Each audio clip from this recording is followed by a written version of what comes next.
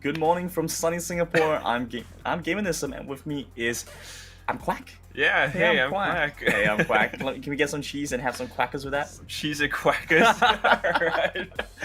What a way to start. What a way to start things off, because we're moving into the Brawl Stars community games. I think we have our upper bracket finals, our lower bracket finals, and then we go into our grand finals today. And this is I've been seeing a lot of mainstream coverage for the tournament recently, because I looked online and there were like a couple of articles talking about like the big prize pool and stuff like that, and people are ready to go pro playing Brawl Stars. But yeah, definitely looking forward to see some games. I watched the games that we saw yesterday. So the teams that are joining us today, we have Kaz, Cloud, we have Grassmud, we have Icy, Team Force, and we have NGSP. Well, we've been told that the name is a bit too long. I mean, look at that font, right? I love the name though. I mean, New Gamer Sugar Plum. It's kind of cute. I really want to get to understand why Sugar Plum though, right? Like, not the name, but just why sugar and plum in general. Like, a plum is kind of like inherently kind of like sugar. Like, yeah, it's like it's made of sugar, right? Like powdered plum. Like, what would you make powdered sugar? Powdered caramel? Well, oh my goodness, there is powdered sugar, right? It's confectionery. Yeah, powdered sugar. But would you take sugar and would you powder it even more? Well, sure, we'll figure that out. Let's take a quick look at the brackets for this set. So far, we've seen a number of games come through. I see Doppins and Team Force are going to be playing the upper bracket finals to make their way into the finals first. And then the lower brackets, we have guys like Grassmud versus Kaz, and then we have Cloud versus NGSP. They're going to be playing things out. And then when we join them again, it's going to be the lower brackets finals, right? Yeah, lower bracket finals. And then we're going to go into the grand finals before we determine our champion for today. Yeah, I mean, if history repeats itself, it seems like it's going to be Team Force. I mean, they are the guys, the PSG tag. They have been absolutely dominating. Just look at the brackets, right? They beat NGSP 2-0, they beat Cloud Gaming 2-0, and now they're going to face off against the IC Doppins, the team that they pretty much faced off against the grand finals last month. So it's a bit of a grudge match here. These guys have been going at it ever since the first Singapore Community Rumble back in I think August. Yeah, so they're just not giving up. The IC Doppins, they want to take at least a round or two away. For sure. I mean, it's a pretty big stack too. Thankfully, or maybe not so thankfully, it's a best of 5. So this gives a lot of chance to really play out the matches. So you're not stuck in a situation where you have a pocket pick strat, and that wins you 2 rounds, and suddenly you're up in the lead and you move into the finals. There's still that opportunity to come in and say, yeah, you know what, I have this long-term consistent strategy that I want to bring in.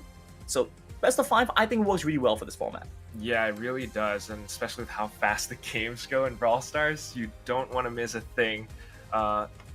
Just gonna go on into the schedule right now, and we're gonna see which games are which exactly. The first one, of course, like you mentioned earlier, starting off upper bracket final, IC Doppins versus Team Force, followed by the lower brackets, round 2 and 2.1. That's Cloud Gaming and Kaz versus, and then Grassmud Doppin versus New Gamer Sugar Plums. The winners of those will face off in the third round 3 lower bracket, and then that will finally lead us to the grand finals. We'll go into the lower bracket finals. So the guys that lose off of our first match will go back to the lower bracket finals. It's going to be a bit of a wait, but the good part is they get to kind of watch the strategy of teams coming through. Start to see a little bit on what they want to, the kind of play style that they might have. It is very fast paced, so a lot of things can change on the ground. But at the very least, it gives them a little bit of insight before we move into our grand finals today. Yeah, hopefully the insight comes in handy, because so far it has been nothing but the Team Force show. I mean, Everyone in the chat said it before. They are the force to be reckoned with. But hopefully someone can like knock them down a peg or two, right? After watching them for the past 2 months, hopefully, you know, come up with a counter strat to their team composition or something, right? For sure. I mean, it takes time to get to that point. And I think if it's been mentioned before, but there have been teams that have talked about, like, if there were a lower brackets, we could have won the competition, right? That's the nature of tournaments like this. Oftentimes, the first run through isn't going to be enough. And there are some teams that, frankly, just don't perform in the upper brackets. But once they make it all the way through in the lower brackets, they find the momentum, they come back into the finals. They oftentimes are able to get that, you know, it's that momentum kind of thing that develops as you play out so many matches. Momentum, and you kind of, it's a morale boost as well, right? Of course, games. You know, it's a morale boost for you. It makes the opponent a little bit worried because, oh my god, he's winning 2-0 every round. Exactly. And yeah, one of the teams that did that, basically, they were the Dolphins. Right now, though, in this specific community rumble for October, they kind of did something different. They went for a divide and conquer strategy. There were 2 players, Wiggly's Poo and Wiggly's Peen. Interesting names, right? They were in Grassmod Dolphin together, but now they've decided to split up and divide and conquer. So 2 different teams, and they're both in this October finals. Icy and Grassmud. I don't know if that is a good idea, but we'll have to see how that plays out. I mean, are we talking about things on a gameplay mechanic, or are they so 5-hit that they're playing for a marketing level, right? So. If you have 2 teams playing the same competition, and if they both make it to the finals, right, that's a lot more eyeballs on you. That you start to say, hey, look at this, my branding is doing well on both fronts. So that they're playing 4D chess. You know, the rest of these guys are still playing Brawl Stars. These guys are playing hyperdimensional chess here, right? Marketing is included in your gameplay strategy, right? The way that you your movement goes. They do that with other leagues, right? The Samsung, SKT, all that fun stuff. Yeah, absolutely. Different colors, and different names, but I guess that's kind of what they're going for as well. And who knows? I mean, they might actually face off against each other, perhaps in the lower bracket finals, perhaps in the grand finals, but we will have to see how that plays out. For first game, of course, again, is going to be Icy Dolphins versus Team Force. It's kind of a grudge match, and our first game is going to be over on Heist on Safe Zone. Yeah, it's going to be a pretty quick one. We're waiting to get into the game. That being said, again, talking about this kind of like grudge match, talking about what we might expect to see, because so far, you know, Icy Dolphins coming into this, they've had a little bit of a rough patch making into the finals for the upper brackets, right? I've seen them drop a couple of games. They've had a little bit of difficulty picking up these clean wins. Oftentimes, it's really down to the wire, and they're fighting tooth and nail for that win. Team Force, they're pretty comfortable. You know, they've got it. It's way like too comfortable. 2-0. Sure. You know, they say you might as well give us the win on a silver platter. We're okay with taking the win, but if you guys want to play it out, we'll fight it through with you guys. Let's see how you guys do it. Yeah, we'll have to see how they do it. Of course, the map is going to be Safe Zone on Heist once more, and like, you know, we talked about this earlier, Heist is kind of whoever breaks down your opponent's safe first or faster, right? So you can see the team composition right now. We have the Icy Dolphins. They're going with something new, actually. So Dot Squid is on one of the newer brawlers, Colette, who has an interesting quirk, right? Basically, the more health you have, the higher damage she does. Conversely, the lower health you have, the lower damage she does. You can see that right now, Wiggly will find the first pick on the Cootie Ace. And Cootie Ace has been kind of the star player. Response, though, will come back in with the healing modulator right up there. Forward operating base, it's going to get destroyed, though, and Miracle comes in with another response as he takes down Response. Yeah, Miracle really trying to dominate the middle of the map right now. It's looking a little bit difficult for either side to really push their way through, especially considering the obstacles blocking their way. Oh, pushing forward. Who gets taken out? Miracle is going to make his way to the map lines. Does a lot of damage over onto the device. Yeah, he's comfortable for himself right now. Very comfortable, in fact. Wiggly's using the jump actually off over onto the obstacle. Response kind of going with a 1v2 against Miracle back there. Now he will have the support from Cootie Ace, who does get an upgrade in, but yeah, they're still duking it out on all 3 lanes across the board. You can see that side finally managed to take Dot Squid down. hopefully gonna get some forward momentum coming in and push into Icy Dolphins' base. But so far, Icy Dolphins are dominating this. Look at that, 60% health remaining on Team Fortress base. That's true. I really like what you talked about, this forward momentum, because despite the fact they have managed to find a few picks, like right now, now Miracle, they don't have the forward momentum. You see they're once again relegated to the back. Wiggly is doing so much work to constantly pressure the back lines, and it's forced them back so many times they can't decide what they want to do. Scythe is moving back and forth. He's kind of just trying to find a window to get a little bit of damage down. Finally, Team Force does look like they have a little bit of momentum here, but again, this is so painful for them. They've already lost so much HP there, and looks like they're going in for the end right now. Yeah, he's going in for Wiggly's Poo, hopping over once more. I mean, you get 3 jumps, but you might as well use them all. And Coutier's couldn't do anything to deal with that there. This is the first time, Team Force actually, like you said, getting forced back. That's really interesting. So this is a pretty good first game coming through, right? Team Force, you talked about how they might be so dominant. This might be an indication that maybe these teams are starting to come out with strategies and ways to go about in different things. Because you talked in the early game at the beginning, we saw a new brawler coming through, right? Something that maybe they weren't prepared for. Maybe, but if we take a look at how the game was playing out, the Dot Squid Colette, the new brawler, he wasn't really doing much. He was just kind of suppressing and making sure that Coutier's and, well, not Coutier's, but I think it was someone else on the right lane. He was just keeping him trapped there. He couldn't move up forward at all. You can see that Scythe comes in with the teleport. Gonna get shut down though by Miracle. And this is that just Icy Dolphins really doing what they can, pushing up forward. Now Coutier's wants to go a little bit more aggressive. Gonna get shut down though, and Icy Dolphins, they're keeping up with their forward momentum. You can see they want to apply that pressure onto their opponent's face. They don't want to let out that ult. Coutier's did manage to get a little bit of damage down, but he was forced back really quickly after. Respawn gonna get killed off. So now it looks like they do manage to run into the backline, find a little bit more damage off. But you can see Wiggly pick up that one quickly. Scythe now runs his way on over to the left. Kind of caught out though, right? Yeah, nowhere to go with that one.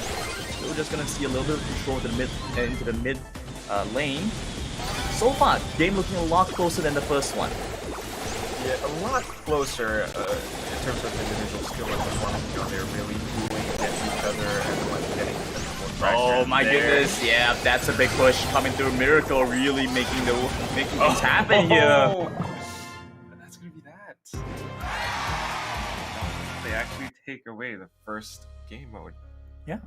I think the visual was a little bit off because it looked like Team Force had the one, but that was Icy Dolphins. It was with Icy Dolphins. A quick 2 wins there, and really diving in fast, making their way down and forcing Team Force back. They just didn't have a way to move forward. We saw a few times where it looked like Coutier's wanted to get into the back lines and maybe find a little bit of damage down, but once he made his way there, you had 3 guys coming in, collapsing on him so quickly, he might have found a few nicks here and there, but you can't compare to that kind of hard push that we saw coming in from Dolphins. Yeah, couldn't compare at all because, we saw, like you said, Coutier's every time he tried to push into Icy Dolphins' base, he just got shut down repeatedly, whether it's Miracle or even Wiggly's Poo or even Dot Squid with the Colette. And the fact that they had the healing turret placed all the way up front in the middle lane, it just allowed them to stay there. And every time they got shut down a little bit, they just go back and heal up. They planted like their home there. Yeah. Right? Like that became base. They said, nope, we're staying here. We're staying here. There's no way you guys are getting us out of here. They stayed there for the entirety of the end, did so much damage down, and just won off of that. So I think that might be something they have to consider looking towards, because while it seems so far like Team Force, they did a pretty decent job mechanically being able to deal with them, that single charge, especially if they know they're going to be playing defensively, they might want to reconsider their team composition. They definitely might. I think the Colette is proving to be pretty painful, especially towards the end, using the super to just finish things off. It's a really fast, long range kind of dash in and out kind of thing. And I think, Team Force, they might just be waking up, warming up here. We're going to go right into Brawl Ball over on the backyard pole. So, yeah, take us away, Brandon. Looks like both sides just going to be looking to try and contest the ball right now. It's going to be a little bit difficult though. Team Force are going to try to just trade out a little bit of HP. Both sides looking pretty even at this point, but it does look like Dobbins are going to be relegated a little bit further back. Team Force are the ones upstreaming around the ball more often. Dobbins activated on his star power is trying to use it to force Scythe back. Scythe now nice. But yeah, they have the ball getting in possession, passing it forward. But kind of getting stuck there now. You can see that Scythe is trying to deal with it the best he can, using all 3 of his shots up, and this will kind of force them back right now. Responsible, he has to do what he can, but Power goes now. Keeping a lot of HP, he is still trying to trade as well as he can right now. Miracle is going down pretty low, but Response gets taken out in the end. They won't be able to find this ball dangerously close towards Icy Dolphin's side. They should pick and try and pick one up quickly. Otherwise, Team Force trying to flank in with the right side. Nice dive in there. But Scythe does take down quickly in the end, so it won't exactly play out the way they were hoping it would. Yeah, not exactly. They can see that. Oh my goodness, Scythe, what are you doing? Jumping in so... Oh. That's what you have to watch out for, because Miracle as well as one of the members on Force, they're playing Gene, and Gene's super is the thing that allows him to pull and grab. It's kind of like Frank with the bowling mechanic, right? So he grabs them in and he just takes them out really quickly. It's a lot of damage. And there we go. Take a look. Oh, he's using it to get the ball in. Wiggly Spoon comes in with the support, and that's the reaction dot block for the first goal. Making way up for the last moment, being able to find the ball in. Really looking pretty good for them. Miracle just going to dive in. Looks like they're going to get them a little bit lower, but the turret is going to provide them a little bit of respite from this. So far, Dolphins looking pretty okay. I don't think I'm not too concerned right now. Just need to get the ball away from their own goal. And should win off. Quickly to dive in quite heavily right now. Yeah, he's gonna dive in and get caught out. Now Miracle tries to pull. Seconds left on the clock. 15 seconds left, and all they gotta do is just keep the ball over on their side. Force doesn't get a single goal. Practically Icy Dolphins walk away with the first win. And you can see that they've pretty much known that they've won. So it's kind of game over here. Icy Dolphins doing very well right now. Yeah, we were concerned for a second there. Icy Dolphins going up against Team Force, you know, we talked about how it might be a grudge match. They placed against each other before last month in the finals. Looks like they're willing to take this one all the way. Yeah, they're definitely going to take this one all the way. I don't know what's wrong with Team Force right now. I mean, looking at the brawler compositions, they're pretty much rather similar, right? Because they got Genes on both sides, they got Pam on both sides with the healing. But Team Icy Dolphins, they just seem to have an edge up on the strategy, the coordination, like you said earlier on, that the breaking the obstacle at the end and just shooting the ball in, that was perfect. And I know we talked a little bit about whether or not splitting between Icy and Mudgrass Dolphins was the right move. Looks like things are working out. I mean, when you have more players, you get to start switching things around. You see who synergizes well with who, and it feels like the effective manage to find with it has been mostly positive. Oh yeah, it really has been positive so far, and if they can keep this up, we might see an Icy Grass Mud finals. I don't know, that would be fun. That's the marketing play at work. But we're back into the game right now, so still looking to try and pick this one up. Last round, same thing. Very slow start to begin with, both sides just testing the waters. I think Icy are going to be pretty happy to just try and slowly make their way up. This is very different from the last game because for the most part, we were on the defensive end up to the very end. Yeah, they are taking quite a bit of damage right here for response. And Wiggly Spoo's going to get really down low, but he's going to use the healing turret to just get himself back up. You can see the Doctor is taking advantage of that healing turret as well. And now they're just going to pass the ball right on over, still contesting against each other and just really try to control the space. Here comes Miracle with the grab.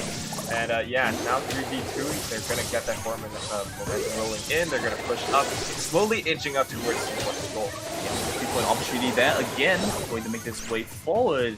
They're going to get taken down now. Ball passes to the right side.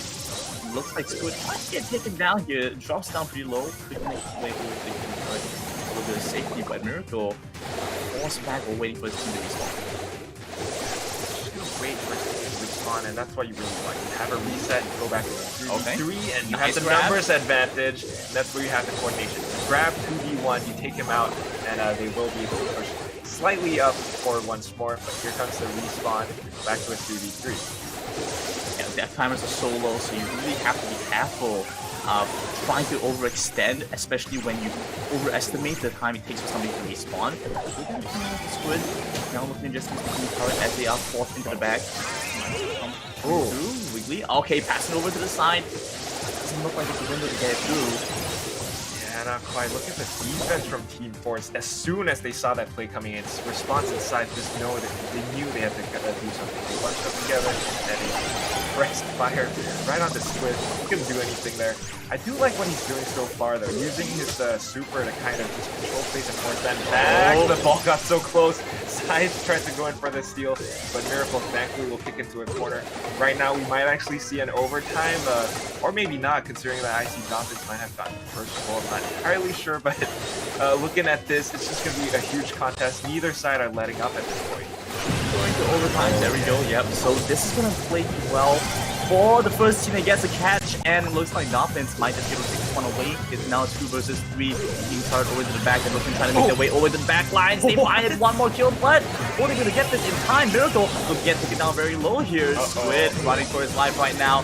Few more hits should be enough. One more, 39 HP. He's looking to try and stay alive where he can. The turret's going to get taken down. Wiggly trying to hold off or wait for Miracle to respawn. Back in, looking for the ball. Scythe gets taken down. Will they have the space to go for this in time though? They will. They just might. I mean, they have to stay alive. The music definitely. All right, passing over the ball, trying to get them to pick that one up. Nice catch. Miracle goes down, and now PSG in good position. Team Force have pushed all the way up to the end here. 10 seconds left on the clock. Let's see what they have in store for us. It might actually be a draw. Look at this side dashing in. Miracle gonna grab.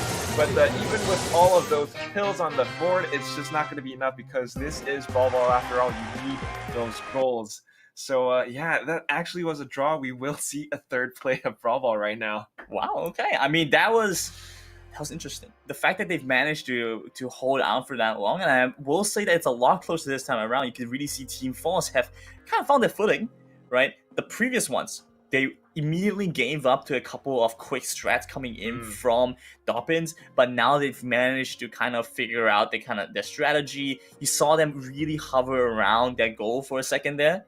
That's something that really worked out well for them. Hopefully they get, a good sense of what they need to do for this last one. Maybe we can tie things up and bring it away. Maybe. I mean, I think it is.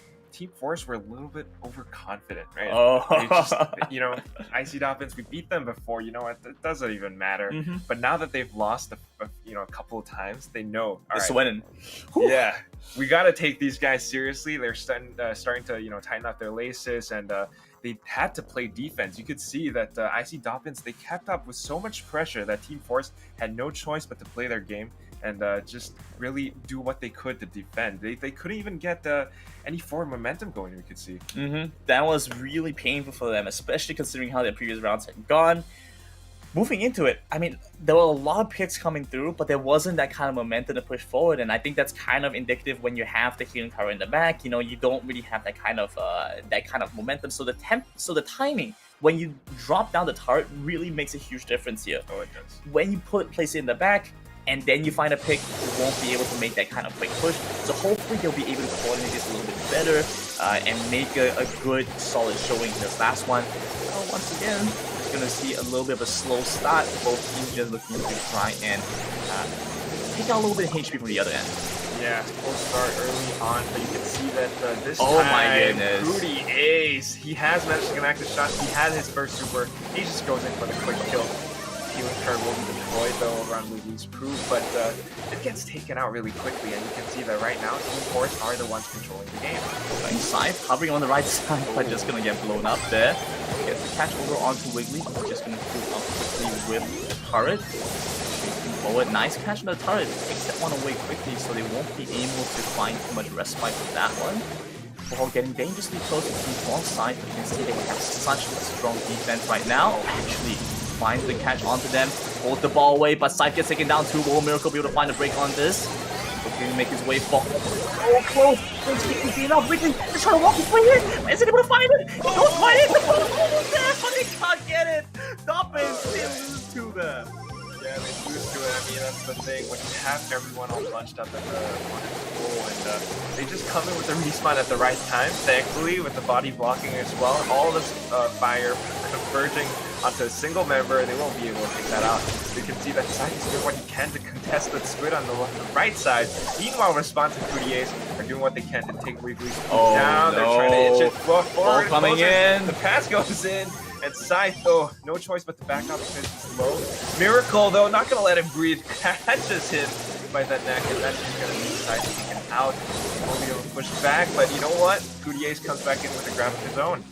Responding 1-for-1 there, but the ball now once again pushed over to Team Force's side. And you can see the obstacles really making it so difficult for Dolphins to find that last push.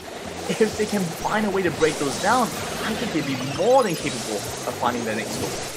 Yeah, oh no, Miracle just missed his grab outside. He's just going to push the ball a little bit closer. Goes in for the dive. Miracle's really low right now. One more shot's going to seal the deal, and he will do it. Look at this, the dive in as well. Couturiers really wants to get Wiggly down, but he's not going to be able to do so just yet. 5 seconds left, and Icy Dolphins will have possession of the ball. We're going to overtime. Overtime, all the obstacles are out. It's going to be an all-out brawl, 3v3. And you know what? I think Icy Dolphins, their health is just a little bit low right now. Also on both sides. Moves in. You know what though? Look at Response. Actually finds Squid. Response dropping down pretty low, but the turret comes out just in time, keeps them alive. Yes, they managed to find the next goal. Find things at the end, making use of the overtime. And I think this is also a little bit where we're seeing Team Force shine. You know, they just have so much experience at the game. They don't have the PSG tag for no reason, right? They are super accurate with their shots. When all the obstacles are gone, Squid can't hide around any of those boxers for cover. No one else can do anything. They are landing all of their shots. They took everyone down and they just went in for that final shot. Yeah, and there isn't much space for them to try for, well, rather say, Dolphins didn't have much space to work with after they passed the ball over to Team Force's side. You really started to see them, like you mentioned, just had their health bar slightly lower, and Response with such a great turret placement, really clutching it down to the last drop of health, was able to heal up just barely enough to trade back with the opponents there. So we'll have to see if this is just going to be one of those situations where they relegate a map and they say, all right, maybe Brawl Ball isn't for us. Maybe we'll come back in the next one. Maybe, but it is tough to say because Team Force, you know, they really have been dominating every single game mode so far. So it's very surprising to see them actually lose one right off the bat. It is still pretty early, so I'm thinking that maybe they just woke up, they haven't had their coffee yet, something like that, right? Dolphins like, oh, all right, we got to win every single map, every game mode's got to count. Every game mode, and this is what we want to see. This is them taking every game seriously. This is the respect that's being paid. But you know what? The next game mode is going to be Bounty over on the map XL. So you know, it's practically team deathmatch. Yeah, I mean, it's really just fighting it for the couple more stars there. So I mean, looking at how things have been going so far, mechanically, I would say they are pretty even, right? Without the additional mechanic of a ball they try and score with, we might be seeing a totally different game. I would say so as right. well. So hopefully we will get to see something interesting with that, because we've been having a lot of catches coming through, right? Miracle has been making a lot of plays with the catches, taking down Scythe very often. Hopefully we'll be able to see something consistent happen in the next one as well. But yeah, so far the score is actually 1-1, so whoever wins this will take Brawl Ball away. Okay. Nani is being played out over on Godspin right now. That's quick. Ooh, times in. Damage will be applied though, and he just wants to get the ball, but you know what? Wiggly's Poo says no. Squid is playing Nani, and that's a very interesting brawler to have over on this map as well. You can see that he's using the Seeker Eye. It's going to blow up. Wow. He wants to blow it wide open so that they can get a clear line of sight into Team Force's goal. But yeah, it's going to be a question of how Team Force is bench right now. That is their strat. They made it work the first round. They're looking to try and make it work again. I want to mention Scythe did such a great job stalling for time there. Right, if that wasn't the case, Dolphins could have easily found a way to get into the back lines, maybe look for a goal there. But because Scythe really managed to hold them down, even at the cost of his life, that was worth it. Right now, things are looking not too good for Team Force. One member down, chasing forward with the eye, pushes them all the way back into the goal post. Walks right in and finds that goal. finds that goal, and this is that teamwork that we love to see coming in from IC Dawkins. Using the eye to teleport in, and Wiggly Poo coming in. Nice catch. Walks in. Miracle now comes in with a catch, turning it to 3v2 score. And I gotta say, IC Dawkins, they are doing the Lord's work right here. Just pushing Team Force Max so much at this point. Eye coming through once again. Might be looking to do a good amount of damage. Able to find this, they get the turret full. He's gonna res back up right away. Looks like Team Force at this point dropping pretty low side. Has to go back away for a bit while he's looking to try and res up. Okay, good damage in response. Might be able to take him down. Drops the healing turret in time though. Turns down in time, and Kudies tries to make it out with the ball, but he's gonna get taken down really quickly. Now it's all up to Scythe to once again buy time for his teammates to respawn in. Wiggly's for doing the same as well. He does have a little bit more health, but he has to watch out because Scythe, after all, is Nicolette. Here comes the 3v3-1 score. Right, here we go. All in. Oh, grab and dive. 10 seconds left. They managed to break things open. But they're looking to go in. They're trying to get him in. They find it. Team Force just barely, with 8 seconds left on the clock, equalize the score. Overtime, and you know what? If they go back into this game of mechanics, I think Force actually might be able to do it. A lot of damage on both sides right now. Side goes in with the dive, he lines it up, and Wiggly's Poo is really low. Response pushes all the way in. Kudies has the ball, he's looking to shoot, and he will walk it right in. Response takes the score. It's gonna be 2-1. Team Force dies in. Man, that was so close down to the wire, and it looked like Dobbins were prepared to take that win away with 8 seconds less that left. That combined push from Force. Well, that's painful to watch. Yeah, it was painful to watch. If you're a Dobbins fan, you go, oh man, 8 seconds too. 8 seconds. But still, Team Force are very happy to take that one away. Now we've managed to equalize the score 1-1 overall, and we're moving to the next match. I think you said it was Bounty, right? Yeah, it was Bounty on Excel, but yeah, I mean, this is what it's all about, you know. Brawl Ball, every game can come down to a really close buzzer beater right at the end, and I think Team Force, they really are waking up right now. Absolutely. I'm quite liking what we're seeing so far. This is a pretty high stakes match. Hopefully, as we move into the lower brackets as well, we might get to see either Dolphins make their way back to the finals, and they can say, you might have taken out the other Dolphins, but we are here for the revenge match. Yeah, hopefully that's what we're going to have, and this is, you know, not only high stakes, it's really high level gameplay as well, and this is what we expect from these two teams. You know, they've been placing first and second for the past 2 months. Now they're going to go into Bounty. The score is 1-1. On Team Deathmatch, Bounty, I honestly think that Team Force might come out on top. Okay, yeah, I mean, that's in line with our expectations so far. We've seen some those things come along those lines.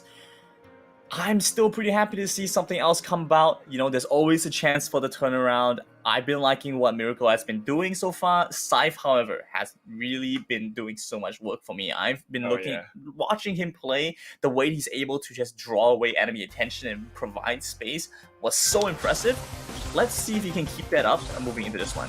Yeah, but looking at the layout of this map, it's kind of this, I don't know, you got all these different pounds, right? And everyone wants to just, it's kind of all about how your marksmanship plays out. But you know what? Miracle's going to come out of that one on top. Kudier is actually going down for the first time right here. And, you know, so far, he usually is the one who doesn't miss a single shot. But this time, we're seeing things a little bit differently. Yeah, things are looking pretty okay for Dolphin so far. I mean, it's a little bit early to say. Just off that quick exchange, not too bad for them. Oh, pushing forward, Miracle gonna get caught out there.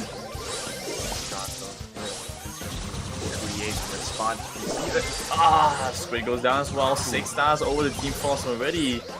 They are looking to try and equalize things. They're trying to pull ahead with a strong lead right now.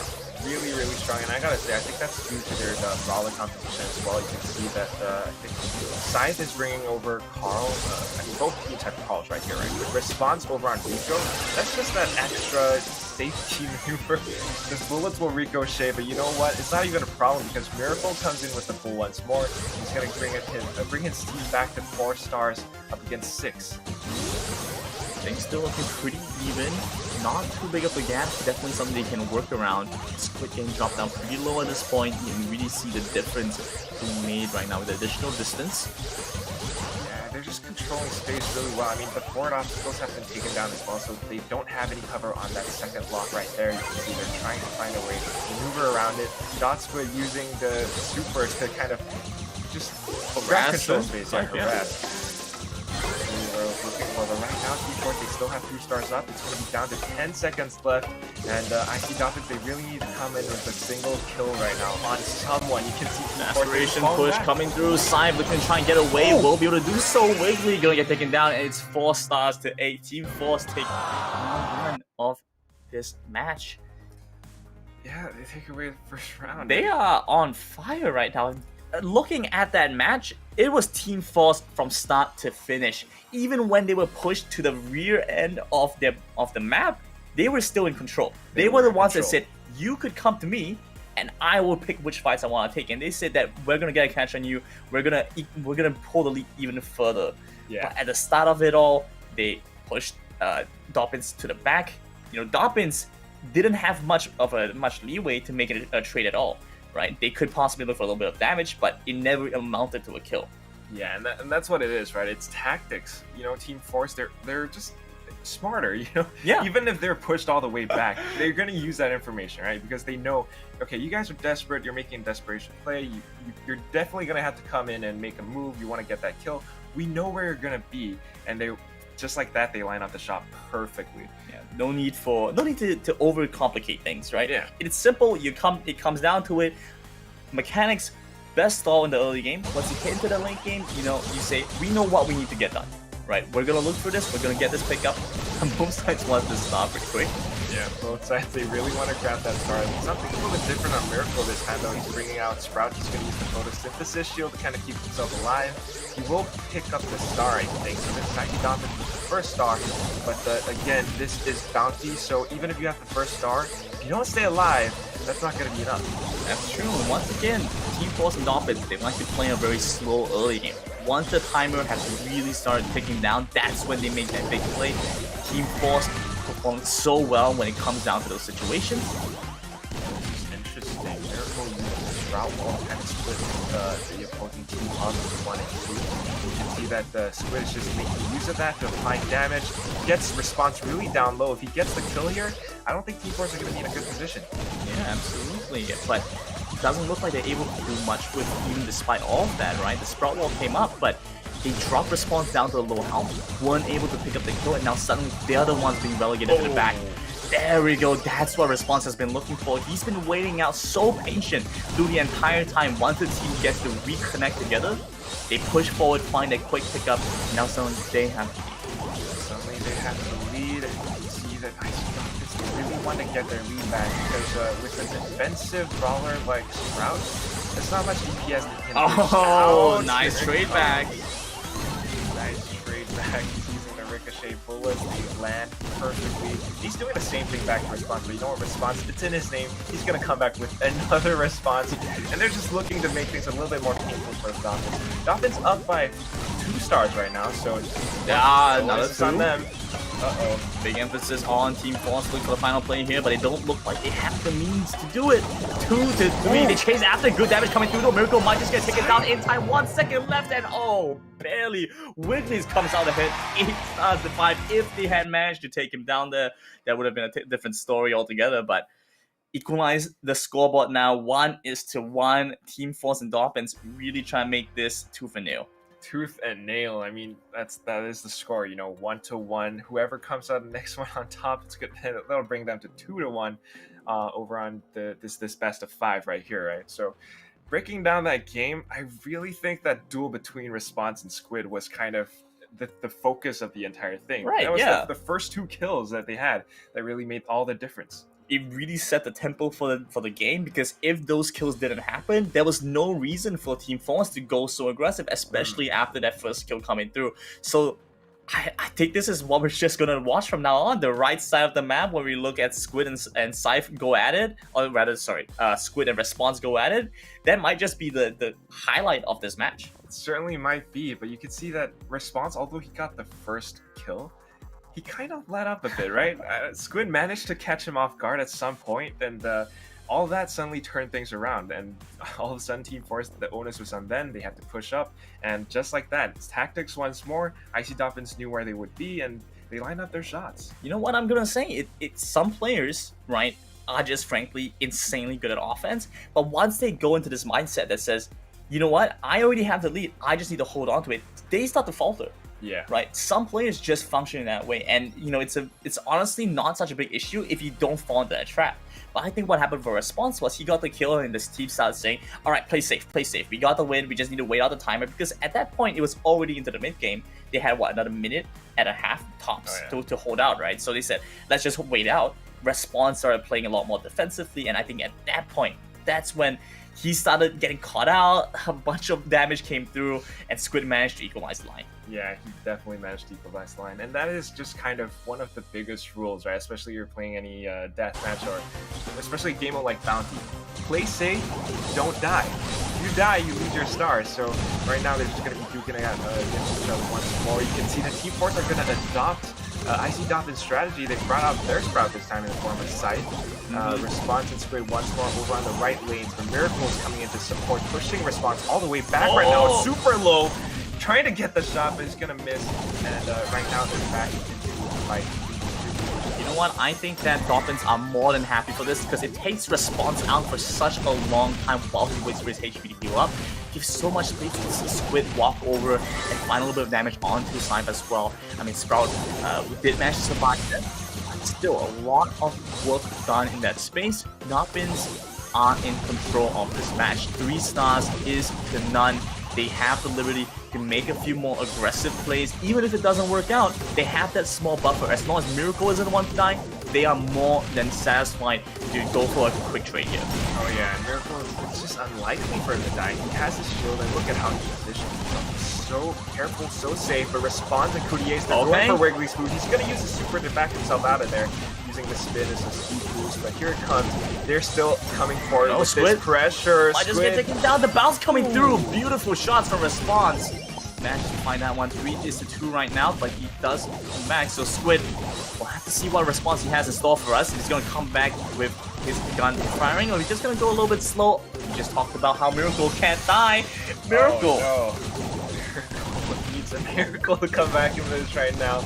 It's 3 stars to 5, so 2 is all they need. That's a single kill, and that'll be all the difference. But right now, you can see that Team Force, they're just playing defensive.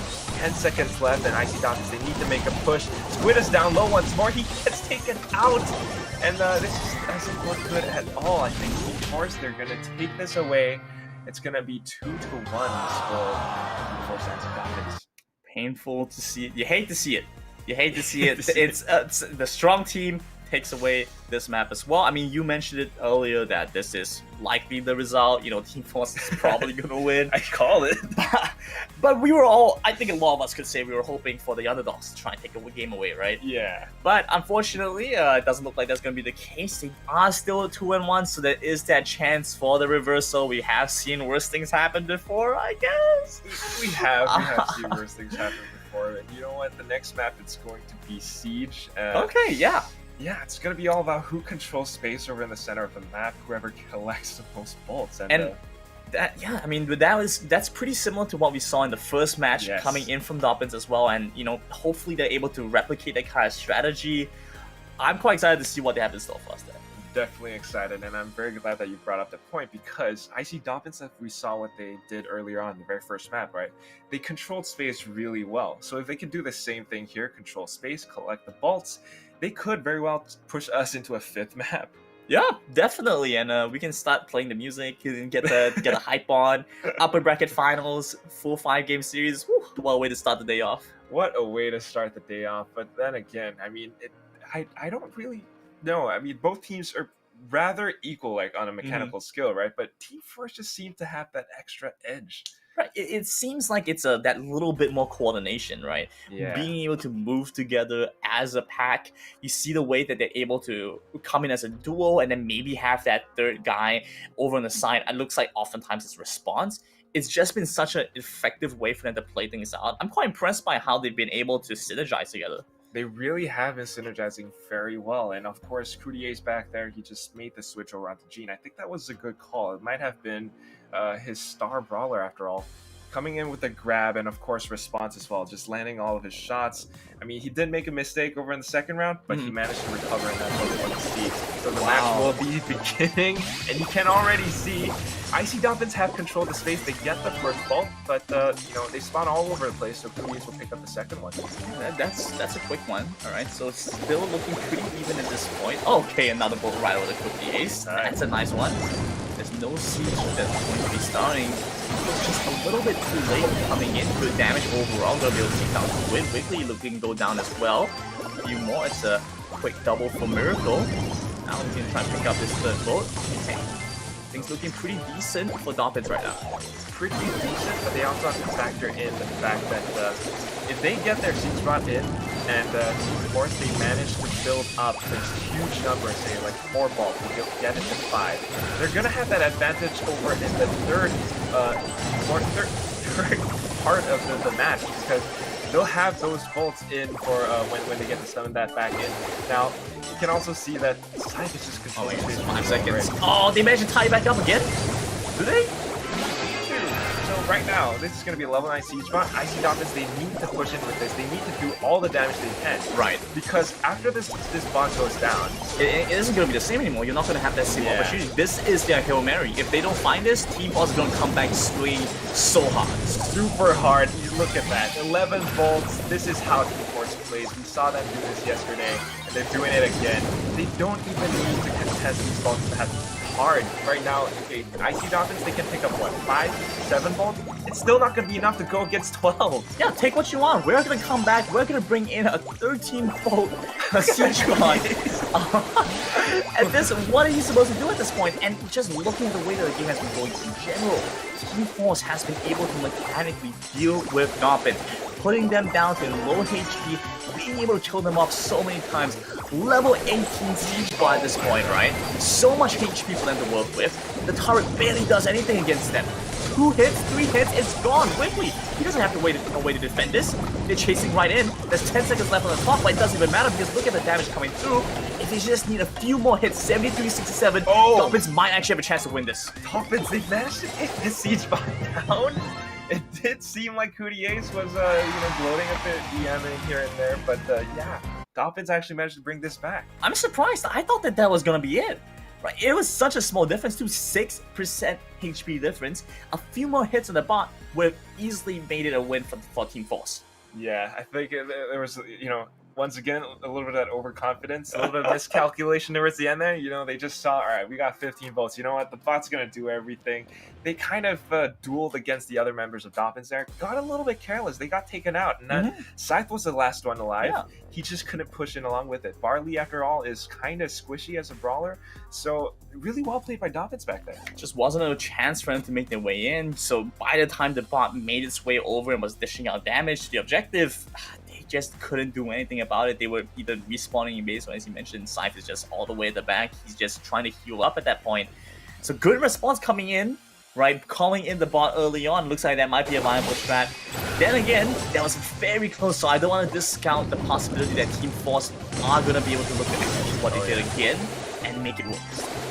Definitely could. You can see right now, Squid might have his first upgrade, but Coutier has picked up all the buffs that he needs, and this is going to be Icy Dolphins. They will come in with the first spot, but it's only a level 1, so it's not going to do all that much. I'll be surprised if he gets a little bit of damage off, and he can just maybe, be happy and trade that off a little bit. Good damage coming on the Coutier though, so they are actually going to find a little bit more than I expected. But wow, okay, over 30, almost 40% is the objective. Very good job. You see Miracle just he knew what he had to do. He had the super in his pocket, so he was going to push along with the bot and lob all of those grenades over into Team Force to save. Now, we're going to go back into it. Team Force up by 5 volts, and all of a sudden, Icy Dolphins, they might have to play defense right here. Looking to see what they have in store for us. Good amount of volts coming through. Actually, wow, pumping up a lot at this point. Level 8 siege bot gonna come through. Let's see if we have any defense coming through. But at the very least, Dolphins have very good control of the mid lane right now. Fairly good, and even with the It's best to delay the bot from getting to their Oh, base, wow. using He the forced- turret there to body block it. They're coming through, really coming through right now, have so much power. Coming in with the flank from the right side from the create, using the bot as a distraction and layering on damage after damage. Now with doing his response. Once more though, it's going to be about who gets this last bot in, and I see Dolphins, they are up by 2 volts. Make that even more though, because Miracle has a lot of them in his pocket, Squid as well, so I think, Dolphins might actually walk away with a win here. You know what, when you mentioned layering the damage, I just thought of like a damage lasagna. Damage Ice Dolphins are here baking up a damaged lasagna right now, and they want to bring this siege bot all the way to the oven. They want to let it bake, and they want to serve Team Force with a nice fat L. A nice fat L, makes like cheesy, Oh, saucy. one more Look at hit. that. 8 seconds left on the clock. You can just see Dolphins. They are comfortable. Sitting on the turret, they know there's no time for Team Force to come back. Say, here you go, enjoy your damaged lasagna. Enjoy your damage, lasagna. Get it while it's hot. And they take us into the 5th map. There. We talked about this. This is a best of 5, and we're going all the way just in this first match. That's right, and I see Dolphins, don't count them out, right? I really think Team Force kind of just underestimated them a bit here. They do such a good job of controlling space. They did a great job playing defense as well over on the first round. It's just, Team Force, what are you guys doing? It's painful. You hate to see it. Again, you hate to see it. This is probably going to be one of the biggest matches that we're likely to see. Even if we go into the grand finals, I don't think we're gonna see something as close as this one, right? Because honestly, either team, I feel like once they go into the lower brackets, they're gonna either warm up or they're going to tire out. Either way, there's definitely gonna be a huge mental difference when we go into the grand finals. This one, they're coming in. We talked about how they might be a little bit cold coming in, but that also means that they're fresh. Right, they are prepared, they're fresh, they can play to the best of their abilities, as opposed to, let's say, when they go through like 2-3 best of 5 series, it can be very taxing, and that could be the difference that when it's such a minute difference in skill, such a minute difference in tactics, that could be what costs you the game. Exactly. It's small things like these that, if you're not a player, you might not really think about, but it makes all the difference, right? You've been playing best of 5s all throughout, and all of a sudden you're just kind of exhausted. You're kind of zoned out, maybe even. Right now it's still a little bit fresh. It's only the first game of the day, but already, what an exciting game against the 2 giants, Icy Dolphins and Team Force. That's good advice for you guys at home too. If you guys play too many games, you get worse. Wow. Who would have thought? Who would have thought? You think that? But that's really an interesting thing, because I know a lot of people who go in with the mindset, if I grind more, I will eventually just get magically better. That's kind of true, but you need rest time. You need time to kind of absorb the information. You need some time to build the muscle memory.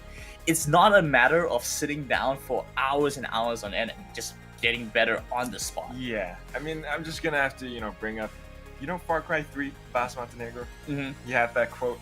What is the definition of insanity? What is the definition of insanity? What does he say? He said it's an Albert Einstein quote. It's doing the same thing over and over again and expecting the result to be different. Yeah, and that's all. What it's all about. If you just keep grinding at it, if you keep playing the same strategy, the same composition, time and time after again, and you expect a different result, it might not come through. So Team Force, I think they need to take things seriously here. They might need to switch things up.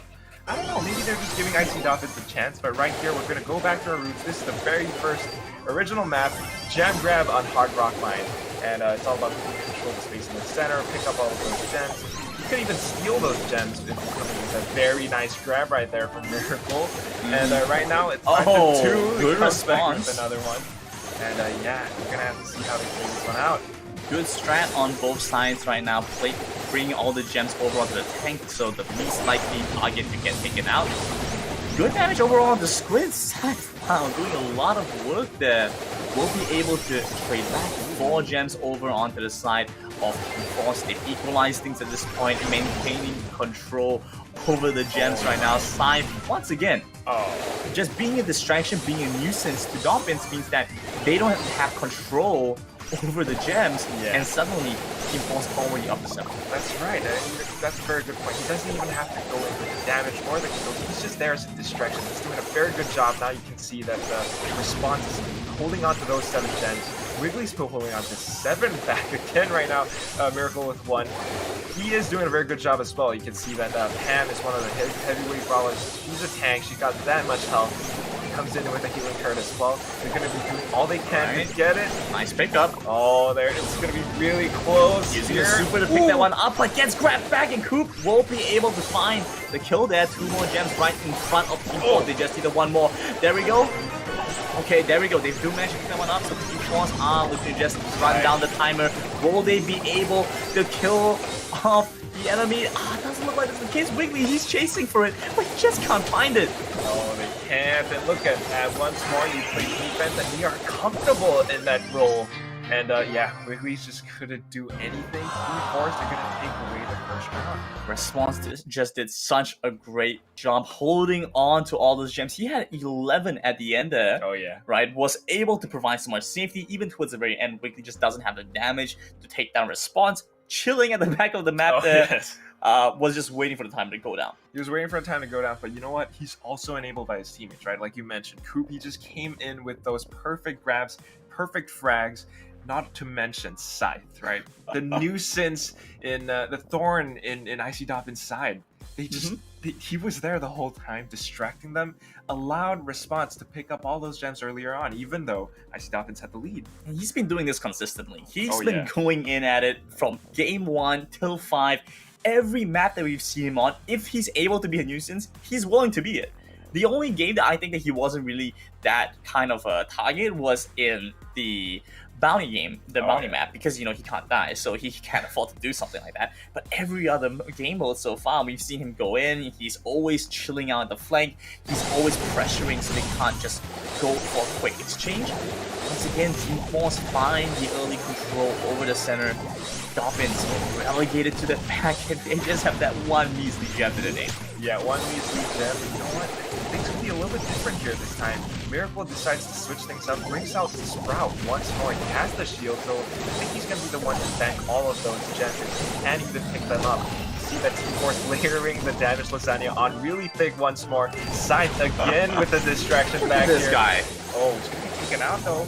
But it's not even a factor. Just look at this. Team Force are up by 5. They're going to pick up a 6th one pretty soon. And Miracle's just doing what he can to kind of force them back, but he's not going to pick up. We talked about Miracle. We talked about how in the that's a big one. Response gets taken down. That was almost a huge punish. Scythe to try and find a couple of quick picks with his special. Really dodging away in the Dark of the Vision. There we go. Dolphins turn things around. They're up to 9. One more gem spawning in just a few seconds. If they pick this one up, they could just go for the countdown. Yeah, they're just gonna be hard to bust. They have the gems. They have the countdown. All they need to do is sit back, sit tight, get those kills in. And you can see that Response inside. They are eager to get them down, but if they can even do that is the question. Oh, dashing back and forth right now. One more hit. Oh, it's not enough. Squid and Miracle take it home. It's 1-1. Like it is too much tension for me to take. My doctor said even the grand finals. My doctor said I can't take all this pressure because all this stress is bad for my health. But that's so crazy. I mean, that small change to Sprout really made all the difference for them because suddenly, you know, there was additional mobility, a little bit more control with that special, and it kind of just changed the dynamic. Scythe got so unlucky there because that early kill off, I think we both know that moment, right? Oh, yeah. When he died, that was all in coming from Doppins. They killed off Response, took all the gems away, and the cows came home. Yeah, the cows came home. They just couldn't do anything to deal with that. And this is what I'm talking about, right? Definition of insanity. You gotta switch things up. So very good job by the Dolphins back there. I didn't think that Sprout had enough DPS, but the moment that he actually took Response out, that made all the difference. They stole those gems. Squid did a very good job as well. And that's all the difference that they need. So the question is right now, are Team Force going to make another change to kind of combat this counter pick? Well, I have to imagine that they have something lying in wait for us, but it's also tough to say, right? It really is. Because I like to think that they weren't actually that bad of a position. Their composition was decent. You know, they found a lot of the gems in the early game. It just happened that one misplay coming in, Scythe getting caught out a little bit early, then response dying, those two factors combined were the reason they lost. Apart from that, they were in control. They were in the driver's seat, you know? So hopefully they come in with something a little bit different, but I don't think that they need to go to the extreme. Yeah, they might not. You can see that Scythe actually switching things up. They changed things up a lot here, actually. Yeah, he's going in with Jack, another heavyweight brawler. It's close range melee damage, so I don't know how this is going to play out. You can see he definitely wants to come in really close. Miracle's doing his best to just zone him out. Meanwhile, everyone else still just contesting over in the center of the map. And it's a very different mechanic from what we can see from Scythe, though, so I'm not sure if this changing gameplay style might be good or not for him. Gets taken down, but not too bad. Weren't any gems on him that to lose. Yeah, it was a 1-for-1 trade as well, so he's waiting for the response to come back in, but that's the thing, right? Scythe versus Squid right here. Squid has that long-range capability, whereas Scythe does not, but you know what? The pull comes in, he's using his super as well, the shield goes up, but it's not going to be enough. Squid makes it out with Scythe alive, and that's going to be Team Force looking up at 6 gems, because in the midst of all that confusion, Response is snagging all of those purple gems up. Yeah, it's a battle between Miracle and Response is just a stronger brawler at this point. Oh my goodness, might just be able to take down Squid. He's down to just 400 at this point. Nice volleyball coming in from Wiggly. Scythe joining in from the back. Some decent damage coming through. Oh wow, takes him down just in time. And Miracle, he's left alone to his own devices. 4 gems over himself, so he can't afford to die here. But at the same time, Team Force are down up to 9. That one last gem is all they need. They're gonna take this one away. They just have to stay alive a little bit longer. They drop the gems. And Team Force, with the huge lead that they have, Scythe, he's willing to lose his life here. It doesn't even matter. Take the 1 gem away. We dare you to try and fight us at this point. Yeah, look at that. They know that they have to win at this point. The damaged lasagna is done, and it's ready to be served in the Icy Dolphin's face. That was perfect. That was some like kitchen nightmares type stuff. Yeah, serve up the damaged lasagna, but he goes Gordon Ramsay on you and he sends the lasagna back. Oh man, yeah, they really sent it back. And you can see, I think MVP, you know, while it was Response to steal all those gems, Scythe just, you know, did a very good job. He used the right lane, the patch of grass, snuck up all the way behind, and I think it was too late the moment that the Squid noticed him. Yeah, exactly. And I think that even after they managed to take him out, that was at that moment a critical turning point, because Team Force came in, dropped a ton of damage on them, and they were in control once again of the center, on top of the spawns for the gems. I mean, just honestly a great team coordination. Very great. Good team play. Good team play. So that's going to be that. This is only the upper bracket final, not grand finals, and we're already having such a close match. 3-2, that's as close as it gets. Yeah. So we're going to be back in after a short break. That's going to bring us to the lower bracket round 2. Up next, I believe it's going to be Kaz versus Grusmud, I think. I think so, yeah. Yeah, so we'll be right back. Don't go away, guys.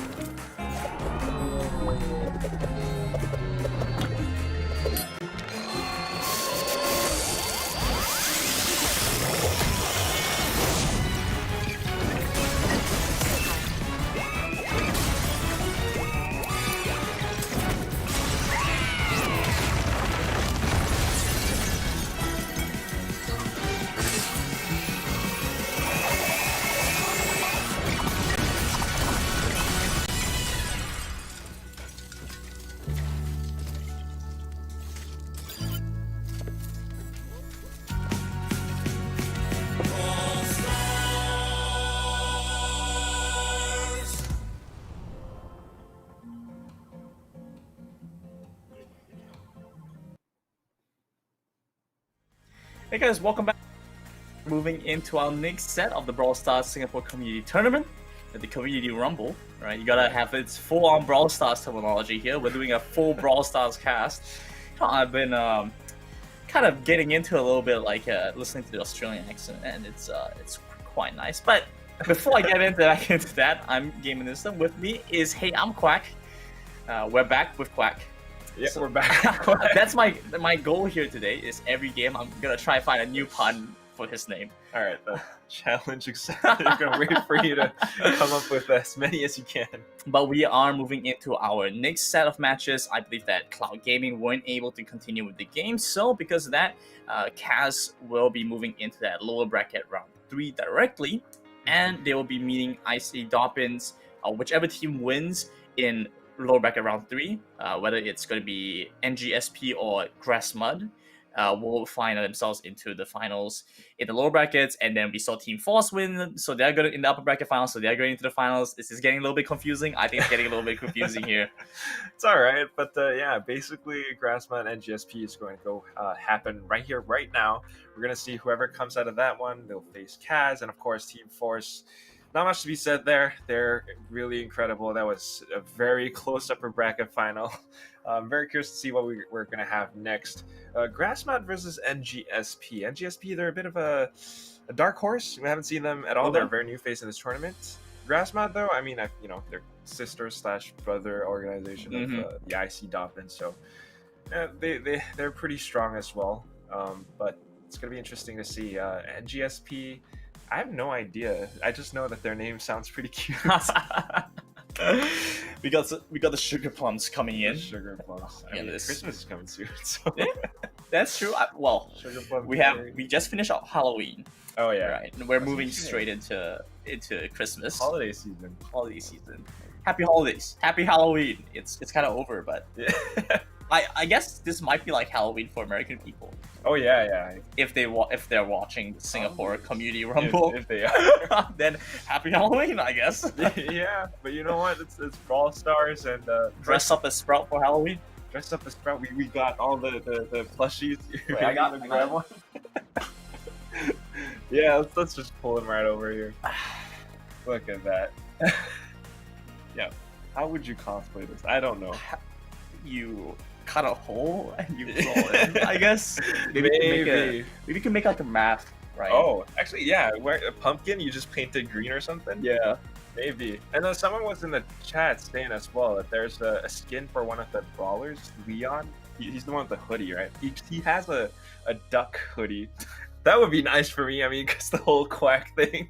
But yeah, we'll see if that goes out. First game is going to be Bounty on Canal Grande.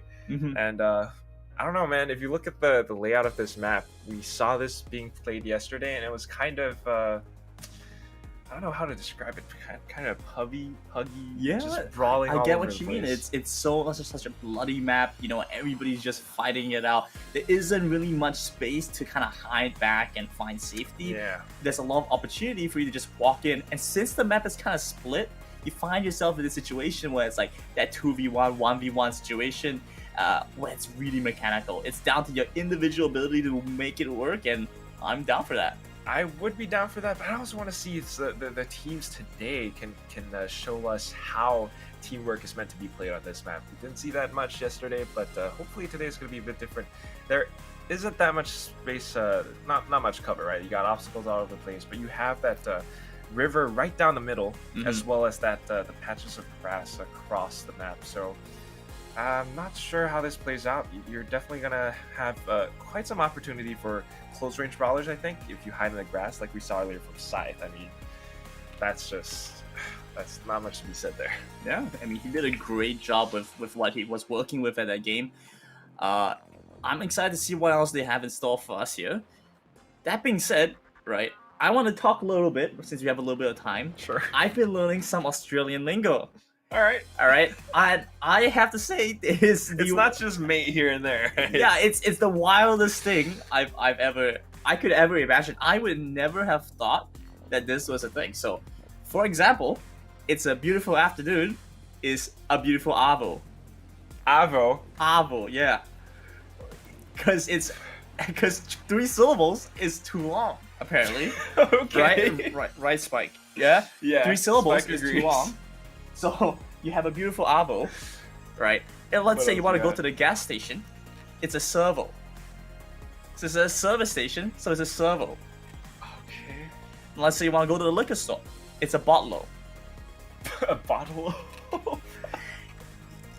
It doesn't Okay, even okay. that one doesn't even make sense to me, because if you want to say a bottle shop, it's also 2 syllables. So what's the point of compressing it even further? And they do like the thing where like ERs are like ah. So it's like it's like further. Oh, right. Oh, I can't really That do an accent. Australian accent. I feel I'm gonna get I'm gonna yeah, get a lot of right. Australian people very mad here. Maybe But Matt's gonna.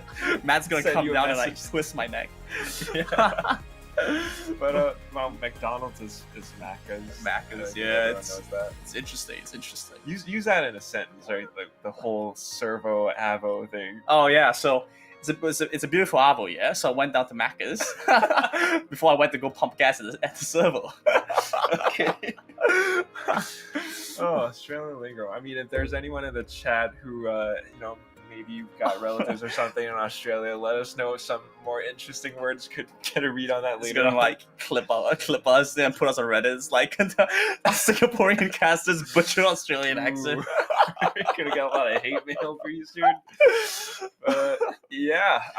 Yo, this is called appreciating the culture. Oh, it is. It Right. is. It's appreciating the culture for sure. Because we've been looking at a lot of I've been trying to watch some more Brawl Stars. There's been a lot of international competition going on Oh, as yeah. well, right? And we've been seeing guys from different regions. You have APAC, you have the like guys down under in the oceanic side. A lot of like international gameplay has been going on, and I think that's really interesting to see, because Yeah. for a while, apart from at the start where Brawl Stars had a couple of additional tournaments, it kind of slowed down quite a bit, especially when a lot of the pros were finding the games were getting a bit too grindy for them. But recently, we've been seeing this sort of like second wave of a new influx of players and stuff like that, especially since everybody's kind of like working from home nowadays. Oh, You know, yeah. you got what are you gonna do? Whip out your phone, play a couple of Brawl Stars games? Yeah, what else are you gonna do? I mean, Supercell's doing a very good job. And of course, we have to thank Supercell, ESL Asia, and yeah, the Brawl Stars community for letting us do all of this right here. So it seems like we're having a little bit of technical issues that the players are trying to get Oh. their games in, but It is what it is. it is what it is. We're gonna talk a little bit more about Australian lingo. All right, let's see. What else do I got? Have you ever heard the term "kui"? Kui? Yeah. So apparently, yeah, this is what I've been told, right, from some of my Australian friends.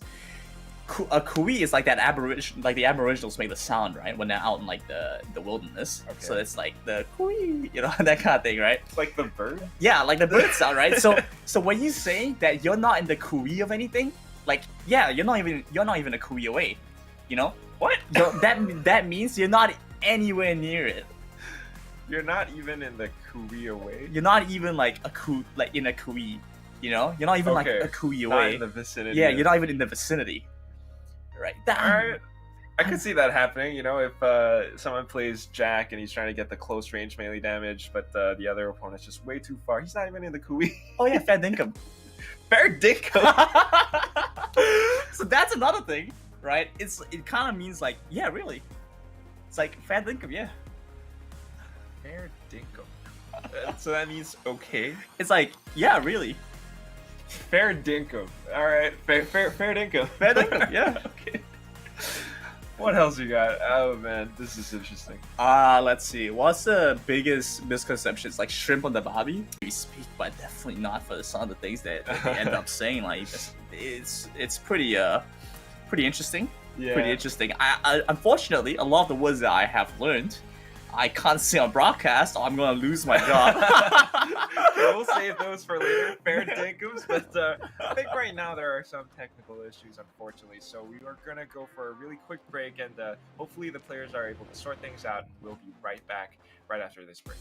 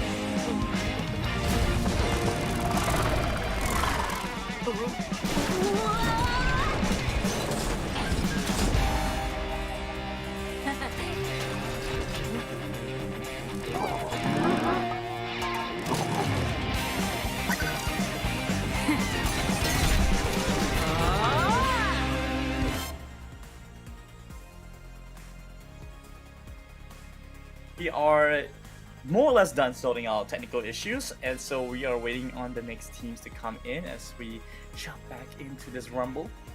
It's a free-for-all, and every team wants that fat prize money. I mean, this is, if you think about it, right? This is more money from gaming than 99% of the population will ever make. That is true. Very true. Very good point. And I mean, if you think about it, anyone can join. You know, no matter how old, how young you are, you can always just look up the ESL Facebook page. There's a Discord channel somewhere. There's a whole link, and just join it. Look for a team, sign up, and big money. Yeah, find some friends. If you don't have any friends, kidnap some people. And... kidnap some people. Yeah, I'm just saying, yeah, right. You do what you gotta do. If you put them in your spare bedroom, or maybe I don't know, like somewhere, you Full force disclaimer, don't do this. 24/7. You just keep making them play Brawl Stars. You'll have a sick team. If you don't play Brawl Stars, you don't get lunch, you don't get dinner. Forget about it. Like the number of trophies that you get over the course of the day is how much food you get to have. Oh my god. I'm a little bit scared right now, but you know what? We're going to talk about the prize money a little bit, right? Because it is a pretty substantial amount. You know, just qualifying first and second place is already $150 separately. And just being in the monthly finals alone, you already basically have $100. Yeah, and I think that there are some random participants that get like a gift card as well. Oh yeah, like a $20 gift card, right? So even if you don't make it in very far, you still can have a chance to get in. I don't think there's really much effort to just find two other players and say, yeah, let's play some Brawl Stars. Yeah, and it is Brawl Stars after all. I mean, it's 3v3. The games are really quick. It's a lot of fun. But if you want to compete, you definitely want a team. You definitely want to train a little bit. So, yeah, like the Facebook page. Hit up on the Discord. Phil. Oh. And then we can just compete against this guys. All right, that's we're done here. We're done here today. Who knows, right? Maybe next month they're gonna see us. But this is Brawl Stars Community Rumble. It's very possible. Anyone can join. It's completely open. Of course, you just have to qualify at the end of the month. So join the Facebook page. I mean, join the Discord. Like the Facebook page. Subscribe to the YouTube channel. Smash that like button. All that fun stuff, right? Who are you? YouTuber? No, not at all. Just hired by ESL Asia. But this is what we're here to do. So teams are just getting ready. Still waiting on new gamer Sugar Plum to get into the heat of things. But yeah, so Brawl Stars, there was someone in the chat that was asking if they could join. So then there you go. That's your route of advancement into the motherfucker. Kidnap your friends or something like that. Just don't kidnap us. We're not good at the game. Not really, not at all. We just talk a lot. But I mean, Coudier's probably hanging out in the chat somewhere as well. He has been known to do that from time to time, and he's someone who really knows a lot about the game. I'd definitely love to kidnap him, not us. Kidnap him, not us. But yeah, that's how Brawl Stars goes. And still waiting on the players.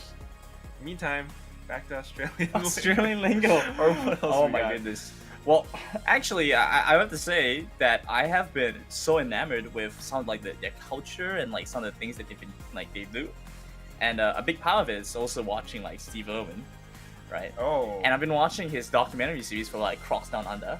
Oh yeah. Yeah, and I absolutely love that show. It's so fascinating because it talks about like not just the way that we humans have like.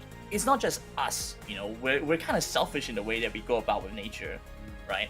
So he does a very nice job of making it so that we are protected from the wildlife, but the wildlife are also protected from us. You know, it goes both ways. It does. Yeah, and I think that's such a admirable stance on things. It's not just admirable. I mean, he's a very passionate guy, and his entire family is in the business as well. Like Robert Irwin, if you're watching him, the things that he's doing these days, it's really cool. I like how this has turned into like a shout out for the Irwin family. So yeah, we do have shout outs here and there. Maybe we could shout out a couple of people in the chat as well. But I think I just got told that New Gamer Sugar Plum have been disqualified. So we're just gonna go right into Grassmud versus Kaz in the lower bracket round 3. we are speed running through today then. Yes, gonna be one heck of a speed run. It is Brawl Stars after all. Grassmud versus Dolphins, right? Grassmud Grassmud versus Cass. Cass, and then that going in, whoever wins that goes against the other Dolphins. Oh yeah, right. And after that, it goes straight into the grand finals. We only have a few more matches left for today. It's all best of fives here on. All best of fives, and it's gonna likely be a fast one. I don't think that. I mean, I want to say that between these teams, the skill gap is pretty tight. But from what I've been seeing with some of the Dolphins gameplay, it might just be a sweep. It might just be a sweep. I mean, if we look at the previous community rumbles, the finals, top three is always Force. You can't count out Force. It's always Force, and then you got one of the Dolphins, whether it's Grassmud or Icy. Third is Cass. Yeah. So we are already looking at a pretty close match between the. I mean, this is basically the three out of four players, or 3 out of 4 teams are right here. They are all here, and they've faced against each other before. They're facing each other again. I'm curious to see if Cass are able to beat the Dolphins this time. Looking to make that marketing scheme work. Marketing scheme? The two Dolphins in the lower bracket finals. Right? Yeah. Even if Cass beat Grassmud, they have to proceed in the lower bracket, and they have to face the other Dolphins. So it's kind of like this, I don't know, what twin destruction thing going on, and yeah, marketing strategy at its finest. Smash that like button, guys. I wonder if you were another Dolphin. Let's say you were Grassmud, right? And you had Icy up against you in the grand final, in the lower bracket finals. Would you play that match out, or would you let them go into the next game fresh? What do you mean going in the next game fresh? So if you drop out, now this is all hypothetical. Don't do it. Of course, don't do it. All right, we will hunt you down. Competitive integrity here is of most importance. Yeah, but like hypothetically, in a hypothetical world, if you knew that your sister team was playing against Force in the finals, would you just DQ? Would you, and effectively just let them see their way up without having to play a BO5? No, because competitive integrity. Yes. Don't do it. I mean, not only that. I mean, I don't think you get to share the prize pool like that. You, know? You want to beat your sister team. It's okay. First place is 700. Second place is 350, and third place is 250. If I'm up against my sister team, there's $100 difference, or maybe I want the chance of getting 700. I'm not gonna give that up. I don't care if you're my sister team. I'm gonna compete against you. I'm gonna give it everything that I've got. That's true. Okay. There we go. So we found out what Quackers is like here. If there's money on the line, don't expect him to make it easy for you. Not easy, but yeah, I don't think the following matchup is going to be that easy after all. It's going to be the exact same match that we had over in the upper bracket final. Starting off with Heist on Safe Zone. I'm not sure. I mean, Team Force, they do like to mix things up a bit. They were kind of asleep in the first few rounds, but Cass versus Grassmud. I am definitely curious to see. This is only the 3rd month of the Brawl Stars Singapore Community Rumble, and there's much yet to be seen. Yeah, for sure.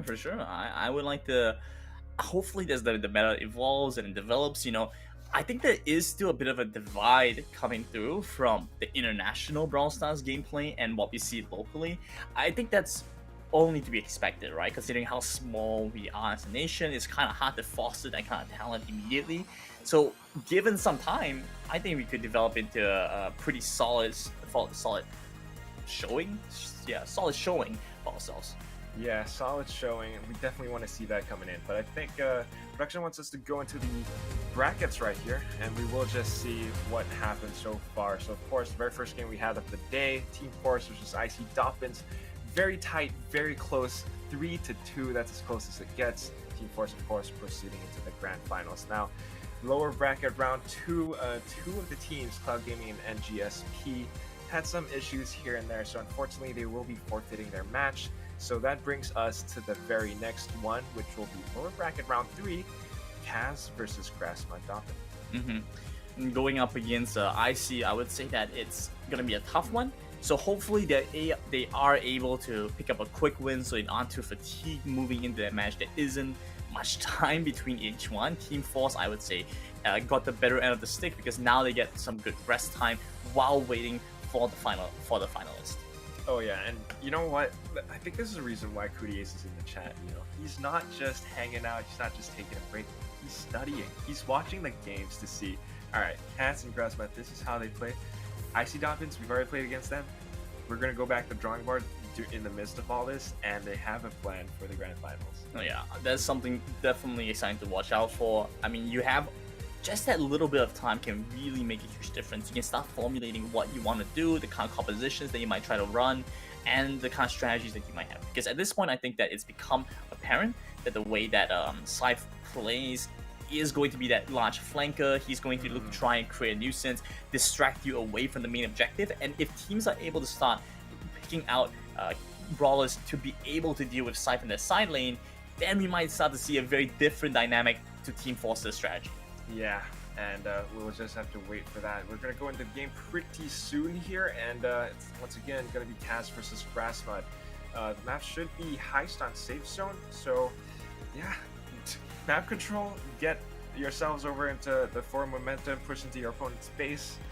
You're going to have to see how that plays out. I have to say, though, I do think the Grassmuds could actually proceed into a lower bracket final. That's my prediction. Double Doppins moving in. I think I can see that as well. You know, overall, I feel like just off their previous matches, I am quite liking the way that they've been playing so far. It's aggressive, it's fast, you know, they don't give you any time to breathe. That's exactly what we're looking for. At least entertainment-wise, I'm not sure how viable it is as a strategy. If they win, then it's a very viable strategy.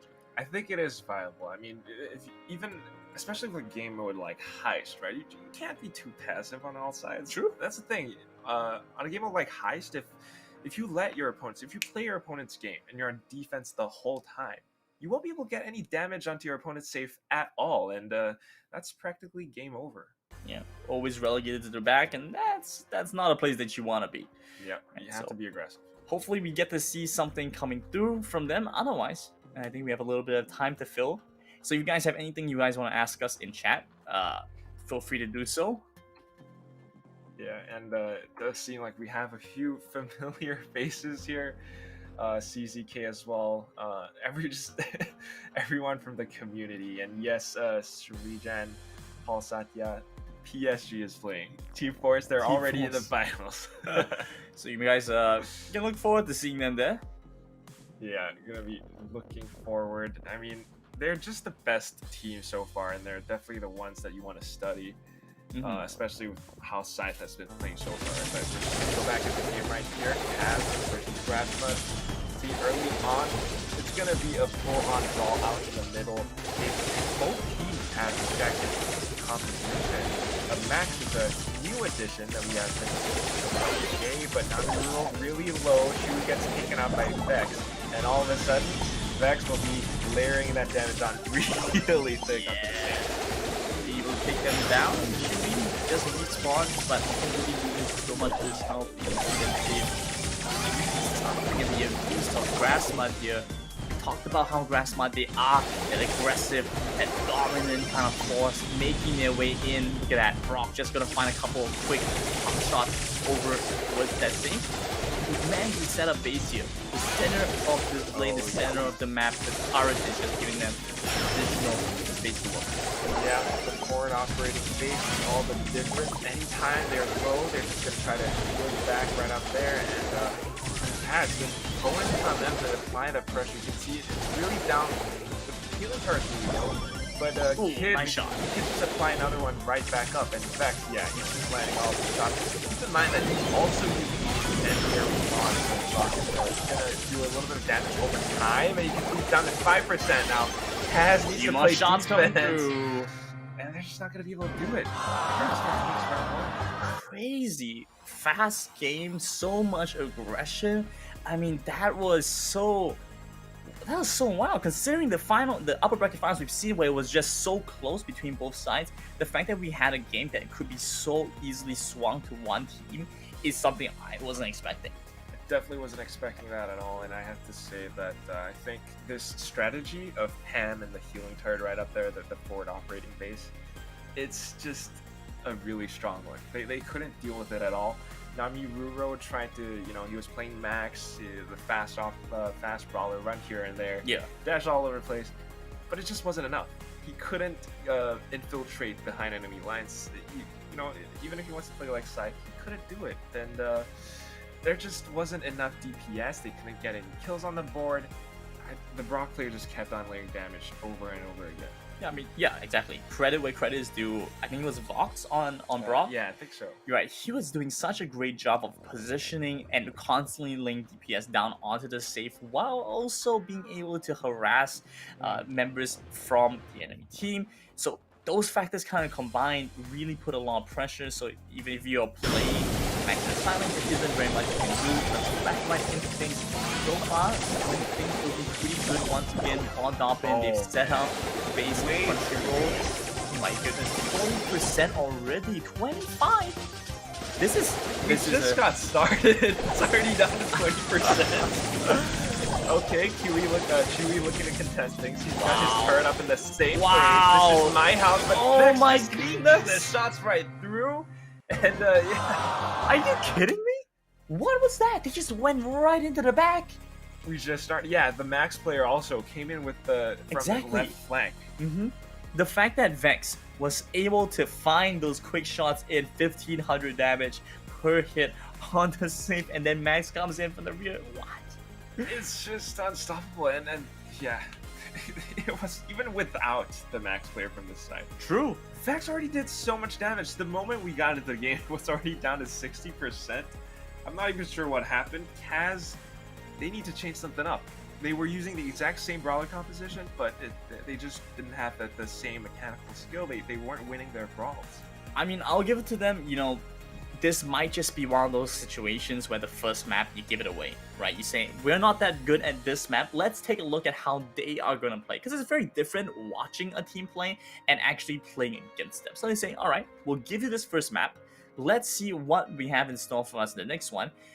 Next one should be Brawl Ball, right?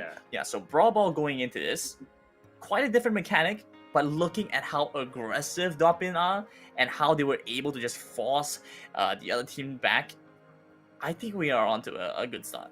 Very good start. We have Doppin versus Doppin in the lower bracket finals. That's going to be very fun to watch, but still, Kaz are not out yet. They really need to change things up. It's going to be Brawl Ball on Backyard Bowl, and if it's anything that we've seen from the match against Team Force, I don't know. They really need to be on point. They need to be accurate. They need to land their shots. And I feel like mechanically it was honestly not even that close that last round. Yeah, because Vex. At the very start, Vex was already doing so much damage. There was the big double kill towards the middle. Then once we saw that healing turret come out, I knew it was just that was it. That was it. It's a repeat of the very first round. We're looking to see what they have in store for us as we go into Brawl Ball. That being said, you don't want to be on the receiving end of this punishment every time. Yeah, it's only map 2 after all. So Brawl Ball, I think these teams, they're a little bit different, right? We saw in the first game, IC Dolphins versus Team Force, they went for the sort of more sharpshooter, let's control the space, let's we're going in with the genie magic hand grab, pulling them here and there, diving as well. But these teams, a little bit different. They like to go for the max play, the one with the running around all over the place, the speed boost. And on a game like Brawl Ball, that actually could be pretty handy, right? If you have a heavyweight brawler and you give him that speed boost, he could just run all the way into your opponent's goal. That's true. Hopefully they're able to bring out that kind of interesting depth to the mechanic, because it's very different from what we saw, right? Like you previously when we mentioned, there was some interesting techniques and ideas, like being able to destroy obstacles right in front of the goal and looking for that final shot. To see somebody going for something like that, a sneaky fast play to the side lane, maybe try and get it in, very different from what we've been experiencing so far. Very, very different. And credit where credit is due again. Grassmud, they're just so aggressive. They're unrelentless, right? I mean, Kaz just couldn't do anything there. if there was a timer, that game must have lasted less than a minute. Yeah, for sure. I definitely felt that way. It definitely felt that we didn't even get a chance to cast it much. But yeah, Brawl Ball, it's gonna be a lot faster, I think. If whoever gets possession of the ball, whoever keeps possession of the ball, that's gonna be a huge question. Right, because in the first one we've seen, between Team Force and Dolphin, it was really a back and forth. Both sides just kind of trading it out. But I think with Grassmud, they're not afraid to say, you know what, we're gonna go for the Hail Mary play. We don't have to, but we're gonna do it. We are willing to go into a bad position if it means there's a chance for us to go into a good one. And so they pick it up. If they pick it up, I like to see them really go at it fast from this game.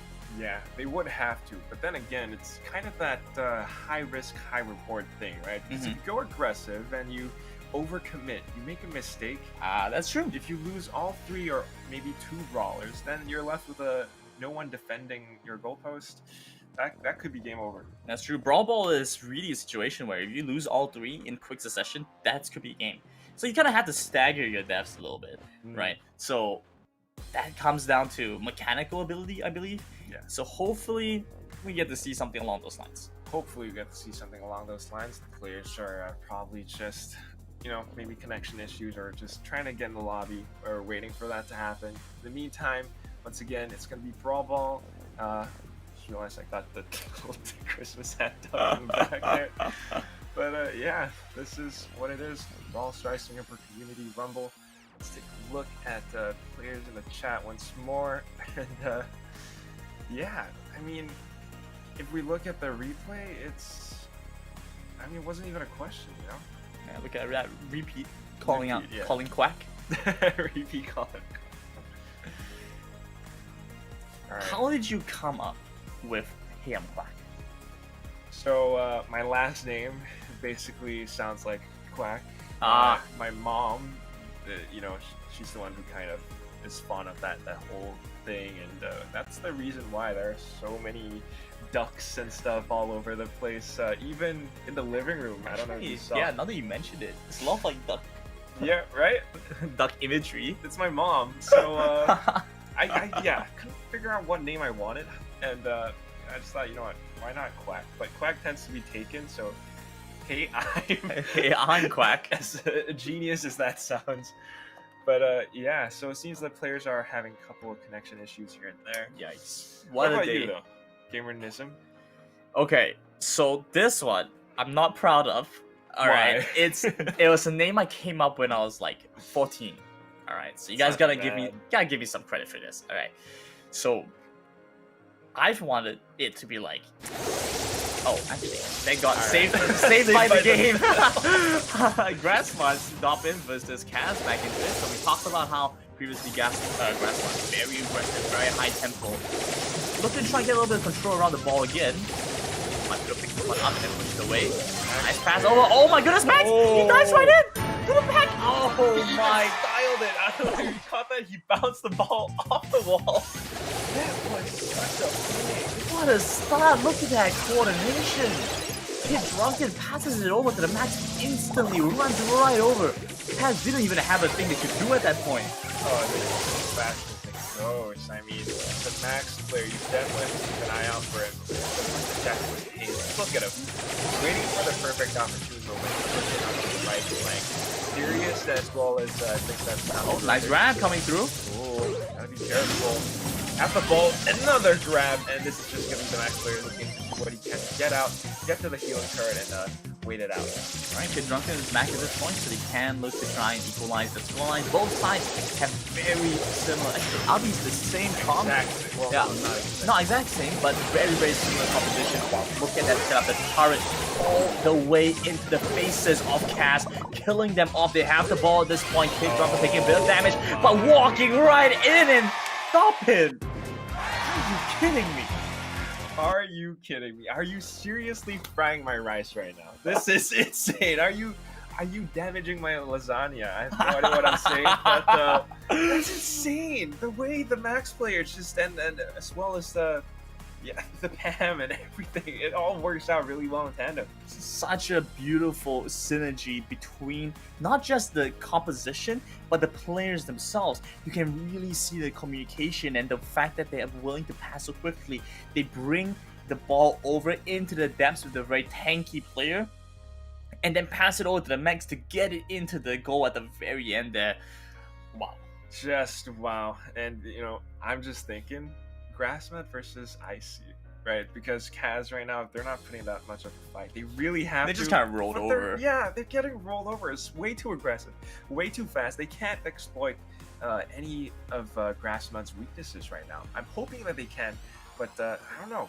If Grassmat moves on into the lower bracket finals against Icy, and they keep on with their aggression, are Icy going to be able to deal with it? Which is the better Dolphin team? That's true. We're gonna find out if they do manage to make their way in. That's something interesting as well, or rather something funny, right? So I'm a big Office fan. Oh, okay. Yeah. So there's this line from Robert California. He says, It is up to the object whether it wants to be steamrolled and not the steamrolled." Oh yeah. Right. So it's up to Kaz right now if they want to be steamrolled or they want to get out of the way and they want to be the steamrolled. That is a very good point to bring up. I love Robert California. But yeah, it looks like Kaz. Wow, they find the catch. Max is almost dead at this point. Oh my god. Vex running right in. They almost take down Chewy too. Oh, Only one member defending, pass. but look at how low he is. Max can't do anything. But they pick up the ball. Vex wants to go in. Can they chase this? Looking for the power shot. They aren't able to get it in. Kaz hold on for dear life. They turn things around for a little bit. Yeah, they don't want to let themselves get steamrolled, and this is them answering back. Namiruro now trying to go with the same aggression that the other Max player has right off to the side. Vex, though, will answer back with a few sharp shots of his own. Now Drunken trying to go up more pressure. Serious, though, he has his grab, so they have to be wary of this. He comes in, he grabs a single player out, kicks him out. He's going to turn into 3v2, and all of a sudden, very comfortable. There's the grab, and the Max player gets taken down. Ball's in their hand. Oh, Drunken now. Uh-oh. Second grab coming through. Not much he can do by himself at this point. Drunken just going to get killed off. But it means a reset for Doppin, but they all really have very good position winning up that first round. It's not too bad for them. Even if they aren't able to get a goal here, you can still just wait the last. You're talking about the Office. Look at how the turn. Yeah, it just looks like Kaz all of a sudden they have all this forward momentum, but that might just change though because the Namiruro got taken out. Now Sirius is low. Drunken's still up. They're going back for the ball. Max picks it up. Pushing forward right now. The other Max player has respawned. Kaz will try and keep things safe while they can. Getting close, down to the wire, 15 seconds left on the clock. Drunken holding off on the side, gets cut off, but the ball's pushing forward. They try and make the Hail Mary play, but they aren't able to find anything just yet. Turret goes down, Vex passes it over to the Max. He's running for dear life. Overtime, he puts the ball in! Right as the obstacles go down, he finds the snipe in. Oh my god, you can't let that happen, Kaz. Insane. That's just, I have no words. What happened? We're filling out our job right now. We can't find words to describe that play. That was incredible. Yeah, it's like the soccer, the football thing, Ole, where the ball goes between your legs. Something like that. Do I look like a FIFA player? I'm not a FIFA player. I'm not a FIFA player. I play Brawl Stars. I don't have time for FIFA. Yeah, but that's basically it, right? Because they had the perfect opportunity. They couldn't body block the shot. It just went right through, right in between. And yeah, kudos to the Max player. That was all him. Yeah, that was a beauty. What was the Australian word that we were talking about? Rip snorter. Rip snorter. That was a real rip snorter. That was a real rip snorter. That's a beaut. Very impressive stuff. Hopefully, going into the next one. So next one, let's see if I can recall. Is it Bounty? Is it Bounty? Yeah. I mean, I have to say, off the way that Grassmon have been playing so far, I think it's just going to be a sweep. We're going to see a 3-0. Right? It might be, but here's the thing about Bounty, right? It's kind of deathmatch. You want to collect the stars. If you go super aggressive, You also die. you die. Mhm. If you die, you lose your stars. And not only that, even if you have a good kill streak going on, you're going to be racking up those stars. You got maybe 5, 6. If you lose all of them, the other team could equalize the board really quickly. That's true. That's true. So It is true on the flip side, but the question is, are Kaz going to be able to adapt to this crazy aggression that the Grassman Dolphin have shown us so far? it's fast paced. It's painful. You watch them come in and you've lost all your health.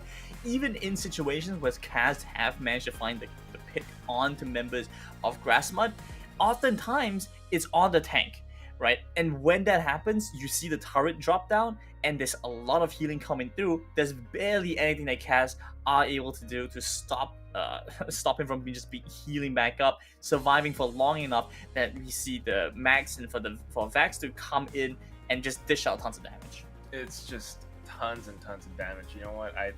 Kaz, at this point, you know, their backs are against the wall. Even if they come out with an all-out play, they still need to go through with 3 straight wins just to be able to push themselves to the lower bracket final. So, you know what? I love them, and I want to see them pull something insane off, but I think a lot of damage. You know, even if you have Flex Seal tape, it's not going to save you. Flex Seal tape. But That's a lot of damage. That's a lot of damage. The slap right in here. That's what I'm talking about. Oh man. But I feel like this is this considered product placement? Right now it is on the XL. Are already going off. Kaz has brought something more defensive this time, right? We have Chewy on Sprout, and he has the shield up, so that could be the change that they need. You can see that right now the Rico is trying to connect the shots, but he's kind of afraid to push up as well. Yeah, looking pretty different from what they've been going so far. I mean, in previous matches, it looked like they had a pretty aggressive composition, but instead opted to play defensively. One, Grassmud really had the aggression going. The fact that they've accepted the reality that, yes, Grassmud are going to be aggressive, they are going to try to take us down, maybe we should play something defensive. They are now in a pretty safe position. You can tell that Grassmud really have not that many things they can do against this, and are more relegated to the rear. Yeah, a little bit relegated. Next year he's going forward. He wants that grab. Nice Vex catch gets on it. Vex. And he's gonna get taken out. Now Kaz has 3 stars, and they're pretty comfortable. Every single one of Kaz's members has their supers up. You gotta keep in mind, Grassmud, they have their supers up as well. Kid Drunken could go in for a very strong grab here, but Kaz, they're pretty comfortable. All they gotta do is to just play it safe, play cautious. They don't have to go in very aggressively, but they're gonna do it anyway. Finds a second and Vex going to lose his life once again. 5 stars over to Kaz already. 5 stars, and now Grassmud, all of a sudden they need to take serious out. They're going to take 2 people out. Back, 2 seconds left. Grassmud, the pressure is on. They're gonna get grabbed once more, and I don't think they can come back from this anymore. Nami Ruro doing even more. Chewy just finishing off with a quick blow. And that's gonna be 11 stars to 0. Kaz takes the first round. This is a strong message. Being able to take 11 stars to 0, I have to say that was it's not what I was expecting from this first round. The first round of this map, considering what we've seen so far, I would have figured they would have gone for something more defensive, but they would have been more defensive. They would have been the ones being pushed around a little bit. But like I said, when they accepted the fact that we need to play a more defensive composition, we're not a team that's going to be able to trade the same way as some others, and they work to their strengths, it really paid off here. It really paid off, and I think that's partly due to the fact that they had a Sprout in their composition. You know, Sprout, it's one of those long-range throwing brawlers, those little grenades that really allowed them to control space, because you could see Grassmud, they were just afraid of getting hit by it. The Rico player, he was afraid of pushing up, and in all of that, Sirius just landed that shot after and after again. He managed to build up to a super using the magic hand pull to grab, and that really allowed him to rack up those kills, right? Vex was getting caught time and time after again. That's true. And that being said as well, because of the Sprout, it denied a lot of the healing that could have been done by Doppin. And so Mudgrass was just in this constant state of limbo where their health bars are dropping lower and lower and lower. They heal up a little bit, then they lose that health right again once the grenade just gets lobbed over. Yeah, they gotta watch out for those grenades. So I think Grassmod might actually switch things up here a little bit. Because I sure hope so. Yeah, I sure hope so. So far, they aren't landing their shots, but they definitely need to. This is Bounty after all. 11-0. That's a fair dinkum. That's a fair dinkum.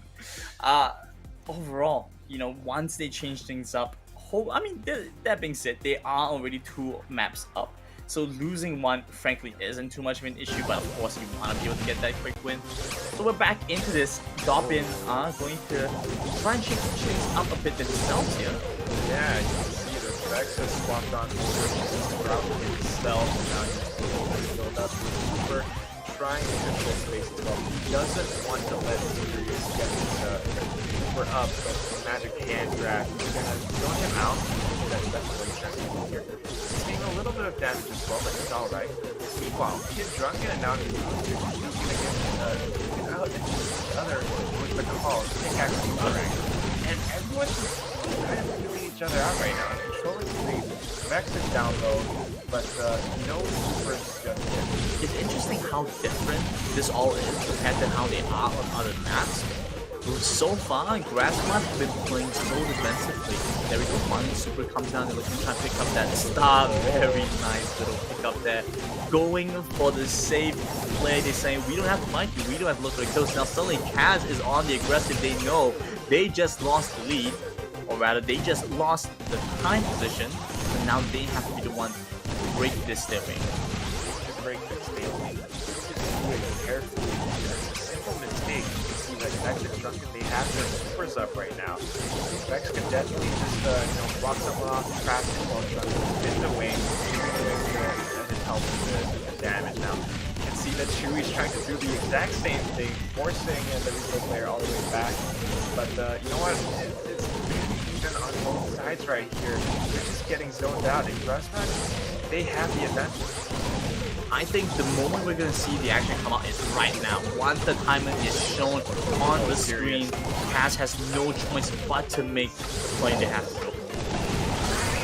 Serious, look at how low he is, but he's just keeping on with the momentum, the pressure. He wants to keep moving forward, but Vex will just close things out with 1 kill. 3-0, it's 1-1. Vex comes back and says, you know what, you may have bullied me in that first game, but I'm back to return things around. The fact that he was able to use his super force effectively there, drops it right in the center, runs up for that first stop, ducks back in, and says, you know what, now you come to me, this fight is mine to pick. And when Kaz saw that down to 15 seconds, they knew they didn't have a choice, so they kept trying to look for that one push, but they all just ducked into the bottom right hand corner of the map, tucked in, held themselves firm and stayed there. Not all that much you can do with your Kaz. Not much you can do at all, but yeah, I think this is kind of that, how do I describe this? The stalemate, right? Both teams very passive, very careful, just trying to play the long game, build the supers up. It's like a passive aggressive argument, right? Oh yeah. It's like, oh yeah, well, you know, maybe if you're a little bit more aggressive, I could fight, yeah.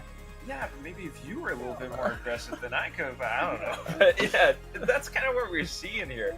So, I mean, if they keep on with this sort of play style, then the question becomes who grabs the first star? Yeah, absolutely. And that's when it really matters, like how well you use that from the first game. The second game, it makes a huge difference.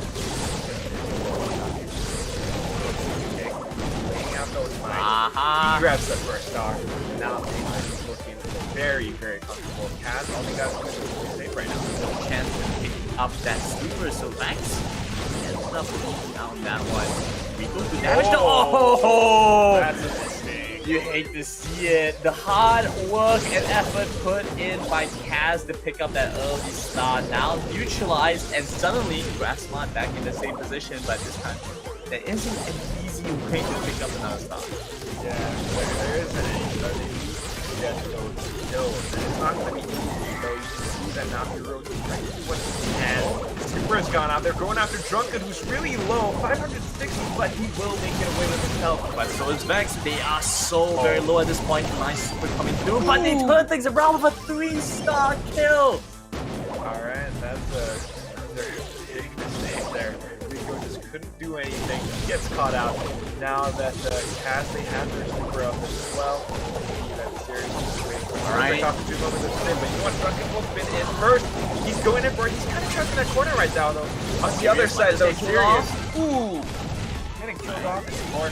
Equalizes things off, but Pumpkin not between a rock and a hard place, aiming to multiple players, but he still holds off for long enough. To find a returning kill, 7 to 6.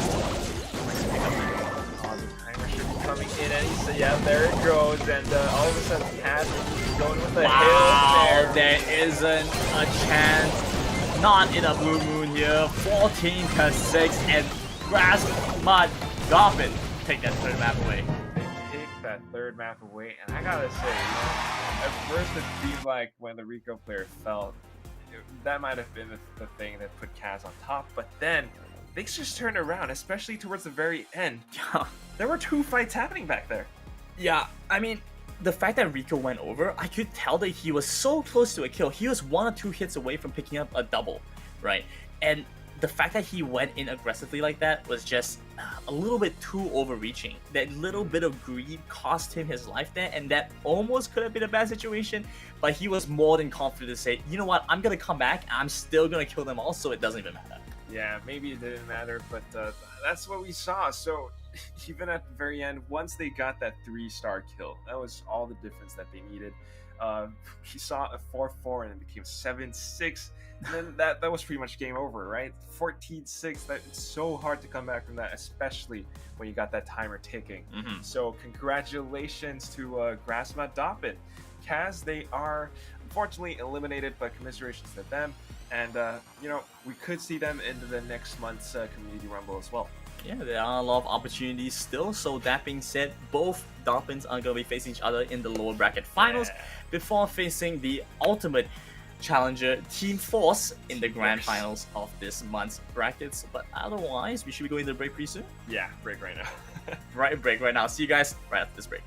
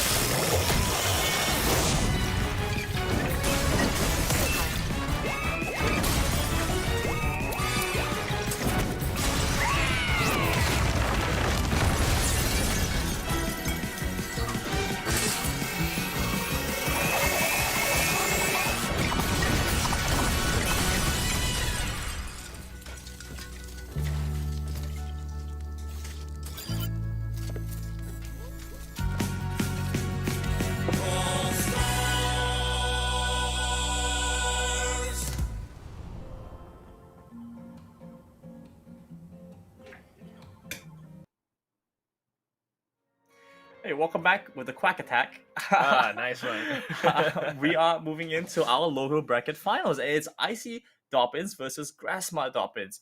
Icy have had an interesting run so far, making it all the way in the upper brackets till the upper bracket finals before dropping their game 3-2 to Still Team very Force. Yeah, still very painful to see. And now they are going to be fighting the lower bracket finalists, and that's going to be Grassmart Dobbins, who also had quite the colored route to this point as well. The fact that they did manage to get a free pass over NGSP, right? But beating out Cass quite convincingly in that 3-0. Now they're going to be playing the best of 5 as well, but this time around, the maps are going to be a little bit different. Yes. I think starting off, we're going to have Siege. We're going to have Siege on nuts and bolts, and as we've seen previously, it's all about collecting the bolts, get your bot in. But yeah, I mean, Icy Dobbins, I believe they were the ones who won that in the match against Team Force, right? Yeah, I think so. Icy Dobbins had a pretty good round with the Siege bots. So hopefully, this is going to translate into this match as well. 2 Dobbins right here.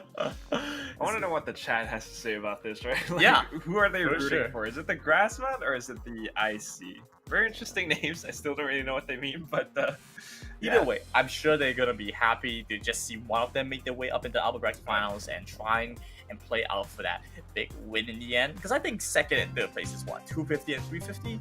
Yeah, that's only $100 difference. But you get first place, I think $700. That is, and that's what they're fighting for, that chance. Right? Just one goal. With back, we try to contest as well. We'll get taken out by Miracle right up, and it's kind of that right here.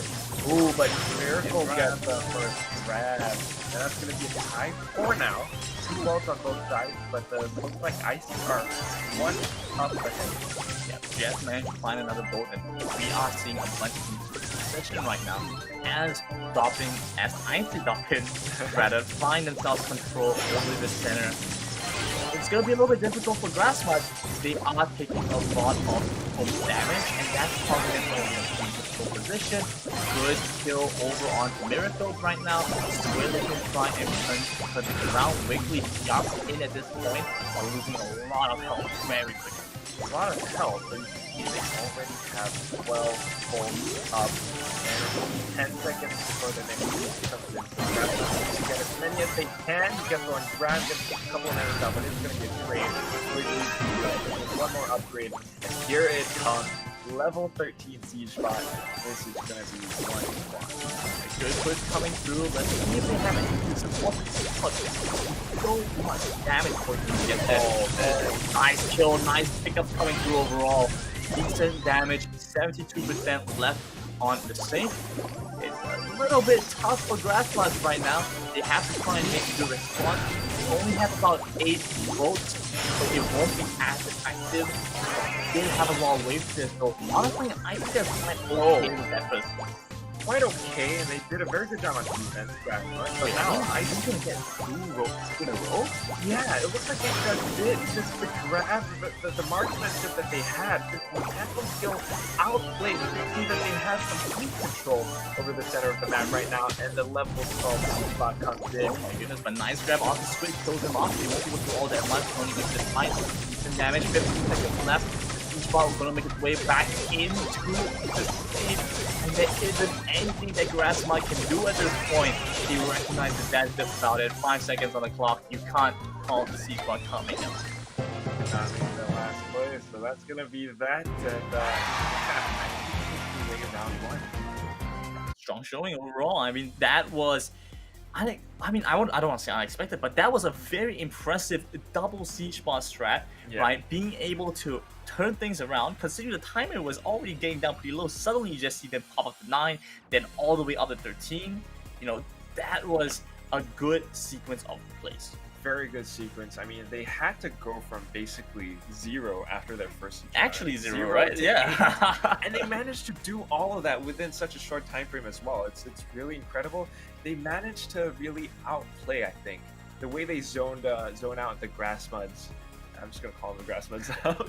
So yeah, they zoned them out, and the Grassmuds, they had no choice but to relegate all the way back, like you said before, and they really had no option at all once they had that map control, right? Mhm. All those bolts were in their pocket. Basically, there's nothing that they could do. So it really comes down to a sort of mechanical play here between these two teams. And positioning, I think, is very important as well. And you can see that IC, they're just one step ahead. I feel like coming into this, right, there wasn't the same strategy that we saw against Team Force. There wasn't the healing turret coming through, because that made such a big difference when you make your way down to the snake, drop down healing turret. You're able to hold on there for so long and dish out so much damage. It's a very different strategy. But now, right now in this game, over the right side, nice double kill for Grassmud. Here comes level 3 siege bot already over from IC's side, so that's not gonna have to play a little bit of defense here. Vex still on start, has the level 3 upgrade, so looking to be triple stop. The level 3 siege bot, they are able to find a little bit of damage there. Grassmud is dropping quite a bit of health here. Quite a bit, but this is only the first siege bot after all. They really need to come back in and establish their presence all over the middle section of the map, get those bolts in. Of course, they're being right now. Here comes the grab miracle, 1v1, they're gonna get taken out, it's a trade. Here it comes. Vex is out of ammo, and that's why we see him walking away. Here he comes, he does a little bit more. Oh my goodness, they might be able to tie this. Oh, yeah, they actually did. And you know what, Grassmud, they're gonna come in. 2 bolts ahead, the level 6 siege bot comes out, and all of a sudden I see this. Almost managed to tie things out at 5 and 5, but Grassmud just barely looked for that last one, so he can score the 6. The level 6 siege bot makes all the difference right now. You can see how much damage is coming through. Wiggly relegated, trying to defend elsewhere. Wow, drops itself like they're down to 18% here. Let's see if we can find another bolt. 5 level 5 siege bot, not exactly what they're looking for. 18%. They had to play defense, but they kind of just let that bot go because they want to gain control right here. They want to get their next bot coming in. 3 seconds left. They both neck and neck right now. 7-7. It's a tie. That means no siege bot. It's going to be all about the damage. That's crazy. They were so close to getting the 8-1. You can see how much HP they were willing to lose in exchange for that one additional bolt. The fact you couldn't find it is so sad for IC. Super sad. So 74% Grassmud will be walking away with the second round win right here. Barely even. I'm not sure why Wiggly Spoon decided to switch over to Jack, but it kind of cost him the round, I think. Yeah, it looks like that might be the case. I think maybe they had expectations that maybe Grassmud would have gone for something else, so trying to preempt that, especially considering, you know, being sister teams, it's very likely they have information that other teams wouldn't have. So I could see something along the lines of that happening. Wow, that was an interesting start. Yeah, really fairly interesting to say the least. Both teams now 1-1, and it's still going to be siege on nuts and bolts, and it just looks like once again it's all about that map control, right? Yeah. First, IC were the ones who had map control, and then Grassmud just came back. I mean, I think IC still had map control. I mean, they tied at the end. Yeah, they kind of still had map control, but it was kind of like a left and right map split. Right. Yeah. So both, they were kind of like trading the bolts there, and you could see how well that was working out for Grassmud because they managed to tie it at the clutch point where it could have potentially been an icy game.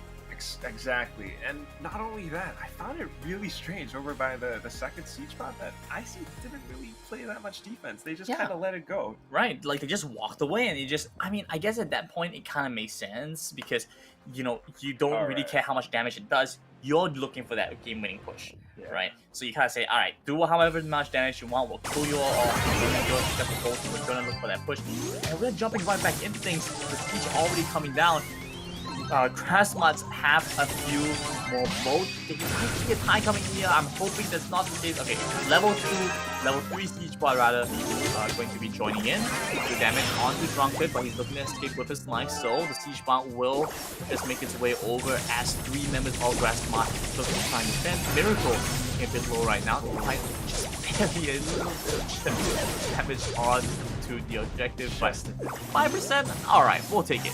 Alright, yeah, not too bad. Miracle, though, does miss his grab, but still, this is map control. You can see that Icy, they have complete dominance over this middle section. They got T-bolts coming in. They're looking for the third. Wiggly's good damage coming in from Squid. Yeah, a lot of damage there as well. He's gonna get taken out, but it's okay because look at this. We got 5, basically 7, 8 gens right here. Grassman have no answer to this offense. Yep, stolen number of volts being picked up. Level 8 each one gonna be coming through, and additional benefit, we still have control over the map, but Cafe Squid gets killed off at an opportune timing. It's gonna mean a lot less effectiveness on the siege, but he's trying to do a little bit more damage. 1%? 2%? Okay. Well, they got like 6% more damage. But hopefully they're able to just stall out long enough that it won't make a big difference. Such strong control from Icy this round.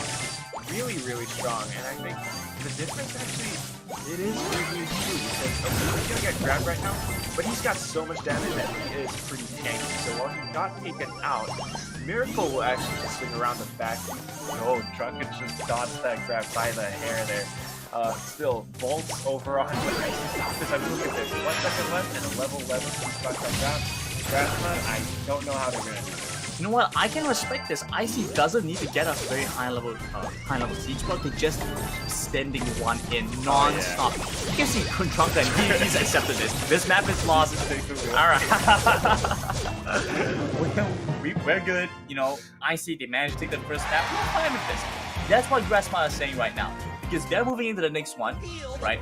Gram Jab this time around. Gram Jab? Oh my goodness, why do I keep saying this again? Jam Grab coming through. Right, very different mechanic because they have similar concepts. You control the center, but now you don't have to worry about the bot coming through. I feel like Grassman are much more prepared for this map instead. Yeah, very possibly, because we have seen a lot of those. I think it's not serious. It's one of the members over from Grassman. He's been nailing his genie pools time and time after again. Right. Of course, that works out very well on Jam Grab, where you can steal your opponent's gems. That could work out, but here's the thing. The map is going to be Minecart Madness, and if you don't know Minecart Madness, it's the map with the minecarts that just, they seem to come out of nowhere.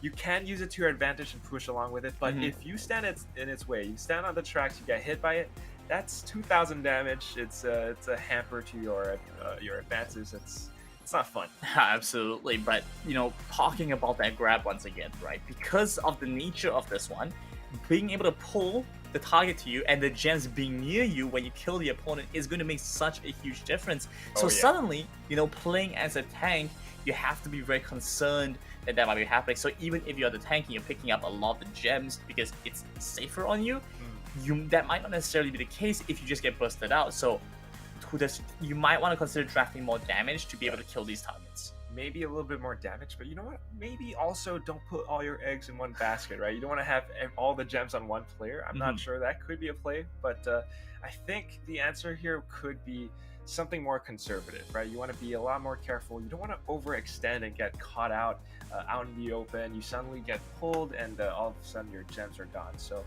definitely curious to see what these two sister teams have in store for us.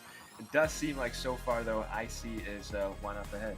Yeah, it's a commonplace strategy so far to just place your gems onto the tankiest member. Oh yeah. But like you mentioned, might want to consider spreading it out, especially if you know that it's going to have a lot more picks. But at the same time, that's very volatile because suddenly kills are going back and forth. Those one player dies, and suddenly you could be going from countdown to like 8, 9. And the other team could find it, right? So that's a kind of a tricky situation with what we have here. Yeah, really tricky, really. All right, running in for that first gem. Give it to me. Give it to Miracle. Miracle's gonna find it. The second one as well. He is on Sprout, however, so not too bad. You can see that he's going them out. Oh, second one's the steal. He's gonna get taken out by Miracle, unfortunately. Ooh, that's beautiful as well. And all of a sudden, I see in a very, very strong advantage. My card That was careful.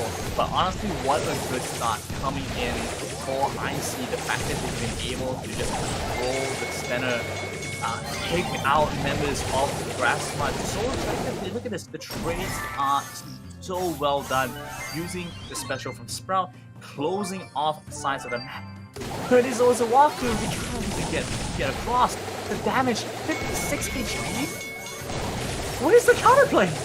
Where is the counterplay? You know what? The minecart isn't doing them any favors at all. That's the cooldown! We're already down to the cooldown. Wiggly might just get killed off though. Alright, so they are able to keep things going for a little bit longer.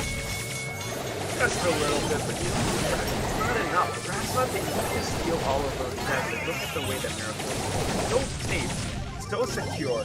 He's holding on to those 7 gems for sheer life. And Grassmud, they're not able to steal it at all. Kid Drunken wants to go for the grab, but it's just not deep enough. But at this point, I have to say Grassmud are equalizing quite well. Here comes the Guts. Wow, such beautiful timing with the card as well. Denies off Icy, they couldn't move forward to pick that one up. Suddenly, it's 7-8. Grassmuds are now in a dominant position. They've managed to kill off Squid.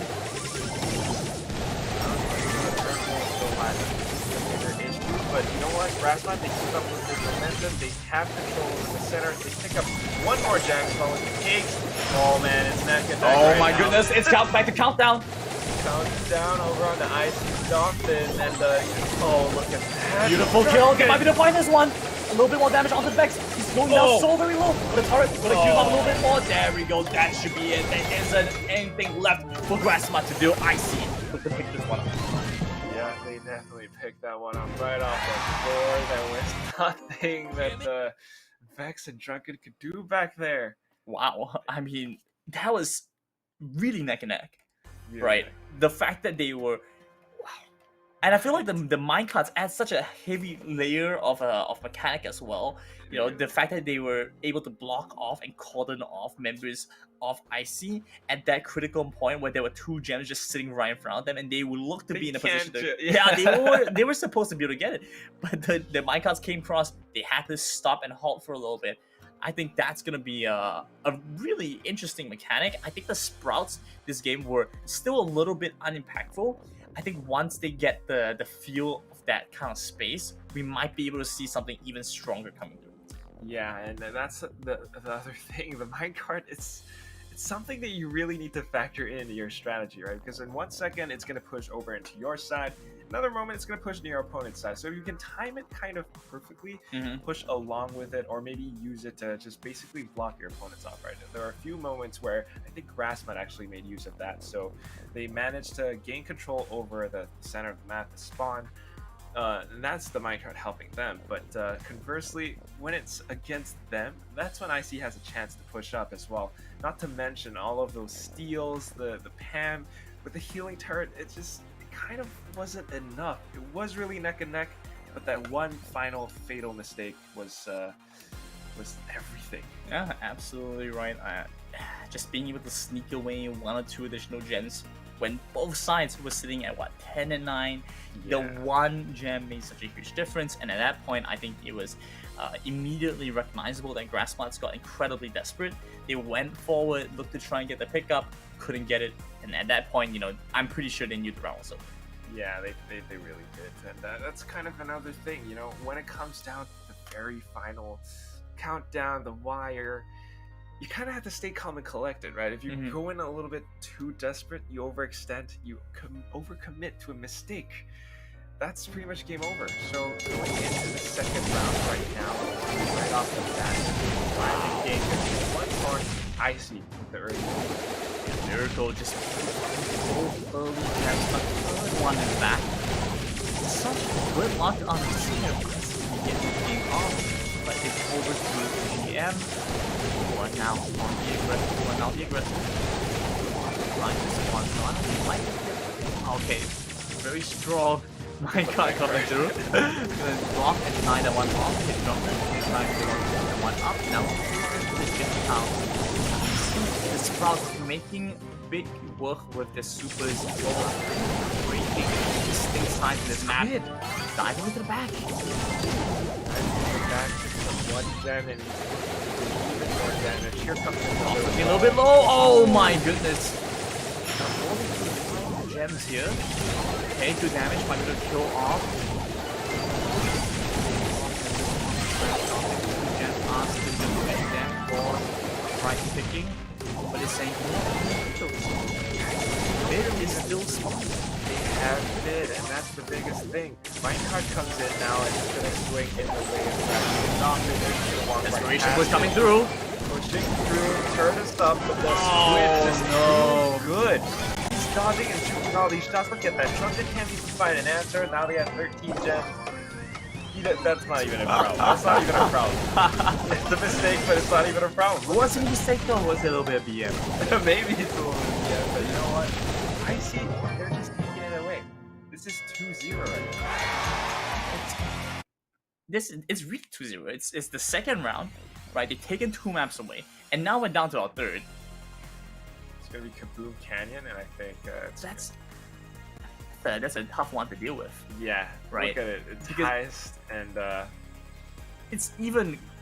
My goodness, I'm not quite sure how else I can describe IC at this point. You know, they've been so incredibly dominant, even against their own sister team. The fact that we saw them in that first match against Team Force, who has players who play internationally on a higher level, and you still see IC able to compete with them, right? I think you can start to see the gap in skill between them and a lot of the other teams in the community. Oh, for sure. I mean, it's also kind of surprising to see as well. I mean, Grassmud against Kaz, that was, you know, like you said, it was a steamroll. They were so aggressive, but right now when they face off against their sister team, IC was just a little bit, you know, not only were they aggressive, they were very calculated as well, right? Every single round, right in the first few seconds, we saw Miracle. He just goes up. He already gets 2 right off the bat. It's not even a question. Yeah, you could tell that Grassmud still want to play aggressive. They still have that fire within them, but they are being held back on a leash right now. IC are calming down the fire. Oh yeah. Yeah, there's no opportunity for them to really go in there. And honestly, if you ask me, the Grassmuds need to change up their strategy. I know that they have something planned up for this, but I'm not quite convinced that it's enough for what they're trying to do here. Yeah, it might not be enough, but hopefully this is where things turn around. It is Heist after all. This is the map where I think aggression really pays off. But you don't want to just go in with blind aggression. It has to be calculated. If it's just blind, you lose all your lives, then... Yeah, that being said though, remember, this was the game mode that really put Grassmuds in our eyes, because we saw how well they played with the Brock, being able to do this long-range DPS, constantly finding poke, the marksmanship on some of these players. Oh yeah. Insane. So with that being said, this could be the turning point for Grassmuds. Yeah, hopefully it is. I mean, they also have pretty strong marksmen as well. I mean, you know, against Team Force, they were really, really seemingly even. But I think what I'm thinking about right now is what kind of brawler composition are we gonna have? I mean, that's one of the things that could very well decide whichever team comes out on top. And looking at the recommended selections, we're definitely going to see a Brock. Right. Brock and Pam. It's pretty obvious at this point that Brock just brings so much to the table, unless it's in a very specific composition that, you know, has maybe some other unique traits to it that you might not need that kind of range damage. For the most part, I think it definitely brings a lot of utility on board to the table, even though its primary role is damage. Yeah, that's the other thing, right? Utility, because Brock's super can also break down obstacles, and breaking down obstacles means you have more avenues of entry. But here it comes. Actually, not going to see a Brock this time. Instead, it's going to be Colt over on Icy's side. I'm not sure how that's going to play out, but here it comes. Vex is already trying to throw them out. Drunken here in a duel, but he's going to get taken down. And oh, what's that? Not outlaw. I think Squin was able to equalize things. Right. Touching out. Very nice sidestep coming in from the Max. They're trying to keep the fight over in the center. They don't want to leave them on the ground, but it's not going to be easy at all. As wow, just slipping by. Look at that. Pam is just going straight in for the back line. Damage coming through. Good chunk hitting by. Ice Super gonna be used, but it's still not gonna be enough. Not compared to what Miracle was able to do over in the back. Now we're just gonna try and make a quick trade here, but this outbot looking a little bit low. Brock's own health healing turret coming through. And looking to try and kill off Kid Drunken. Kid Drunken! Did you kill him off? No. You kill him off! They're still fighting each other, but in the meantime, Wiggly's crew will be fighting together. Max, look at this. The Colt just walks right in. Squid layering on that damage. Kid Drunken! What's going on here? You're kidding me, right? 43%, alright, but you look at the other side, it's looking like an absolute race right now. IC barely find themselves up ahead, 22% to 0. I was just saying that got pretty intense for a second. That Kid Drunken was just hiding in the back there and just waiting the entire time. He had to do it though, right? But unfortunately, it just seemed like Squid came out on top. He managed to sneak up all the way behind. Yeah. And using Colt, who I think has substantially more damage than Brock, actually. The fire rate that he has. Right. And yeah, we just saw it was kind of down to the base race, but 20-something, 22 to 8%. 22% to 0, right? I mean, I have to say, the Colt pickup looks strange at first, but if you look at the damage output it has, it might be a little bit lacking in range compared to what Brock might be able to bring out. But honestly, if you're able to duck past your opponents like that, it doesn't really even matter. Yeah, it really doesn't even matter. But that's the thing. So Grassmud, they actually really need to watch out for Squid. They need to put a stop to his advances. The fact that they just kind of let him slide there, that was strange. Yeah. That was really strange. That was a weird decision for them to make, but ultimately, I have to say that I don't feel like either team really misplayed. Yeah. Because you look at how short the windows are to make decisions, it can be very stressful to have to go, yeah, maybe I should attack, maybe I should defend. I feel like the decisions they made were well informed at that moment of time. It's just maybe the execution. And I feel like IC are a little bit better prepared because you could see they had a very obvious strategy in terms of the way they wanted to attack going into this game. Definitely see that coming through here right now as they are duking it out once more. A little bit strange, Drunken actually fighting right here. You know what? He's got Miracle in a pinch. He's trapped in that corner, and here comes the Brock with one rocket. It's going to take him out. It's kind of a double kill, but it's going to be another trade on the other side of Grassmud.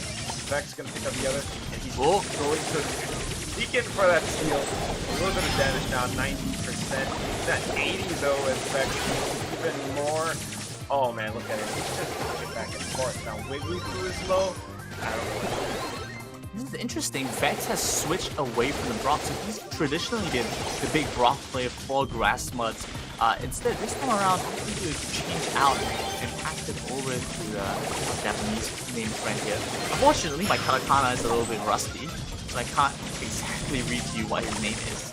Neither can I. I'm just gonna call him Pan, and no matter what I did yesterday, but it looks like IC will be able to eliminate all of the DMV members right here, and Wiggly Crew stuck in a corner, but he's still okay as he comes in. Miracle comes in with support. He's gonna get taken out though, but nice damage coming through.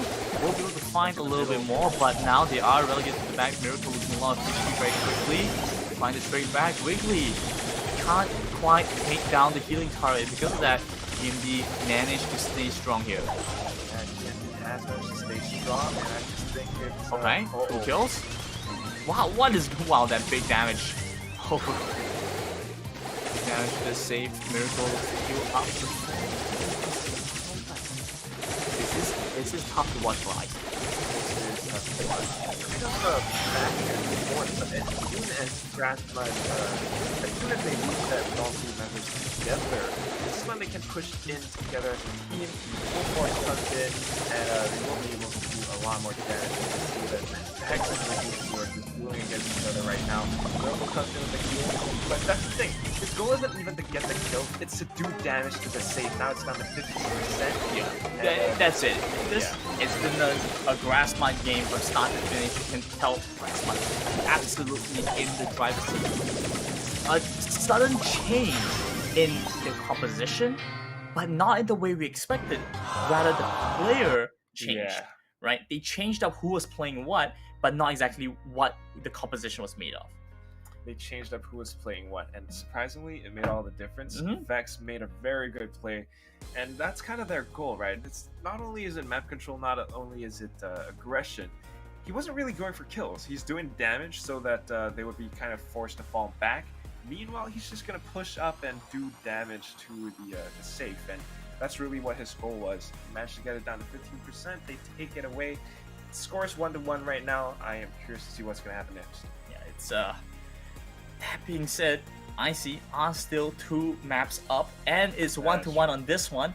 If they find this win, it's a 3-0 and they move back up to the upper brackets where they were playing Team Force in that grand finals for the big prize pool. Here we are. This is the last match of this map. Yeah, match point for Grass Blood. I mean, match point for Ice. Grass Blood loses, that's basically it. Wow, what a start! What a start! You're kidding me! Miracle walks right up. He still has 5,000 health, and Wiggly's on the other side as well. That's so much damage. 50%. Squid is still in there. He's gonna get taken out right now, but you know what? Miracle's still hiding in the grass. They still have such a strong advantage. The pressure is on. I don't know how Grass Blood are gonna come back. You know, when you say Miracle hiding in the grass, it kind of feels like a Pokemon thing. Hiding in the tall grass. It's dangerous to go alone. Take this. Take this. Take the Pokemon. Take this team. As Dolphins, they chase. They go into the back lines, dishing out damage to the safe. 36%. Vex, he's holding on for dear life right now, saying, please don't do this to me. We can't. We don't want to lose. We don't want to lose out on our chance to face Team Force in the finals. But Dolphins, they don't care. Icy, they're willing to take it all away from their sister team. 11% left on the save. 11%. 8, 5. Couple more hits. Wiggly's the artillery strike. And that will be that. Icy Dolphins, they move forward into the grand final. That was a quick match. They only dropped, was that 1 map? 2 maps. Like 2 rounds in the... Yeah, a couple of rounds. That's such a decisive, strong win, strong showing. I mean, they look warmed up, right? They're going up against Team Force right now. They've already had some experience against them. This is an opportunity for them to come back and pick up them. Yeah, definitely a very big opportunity. I mean, they were 2-3 against Team Force. Right now, I don't know. It could be really close once more. But that win there, just you can definitely see there's a little gap between Icy and Grassmud, right? They had all of that forward momentum. They didn't let up at all. It was wave after wave of pressure and damage onto Grassmud's safe. At first, it was Squid, then it became Wiggly's, then it became Miracle. They just couldn't answer that to that advance at all. So, congratulations, Icy. They're going to move into the grand finals, and Grassmud, really good job, good effort, but yeah, commiserations to those guys. Yep, so we're going to go into a quick little break. Once again, it was a great showing. Grassmud's had a really good game against Kaz as well. But unfortunately, or fortunately, depending on which team you're rooting for, IC pick up the win as we move into our grand finals of this month's Rumble. Don't go anywhere, guys. Be right back.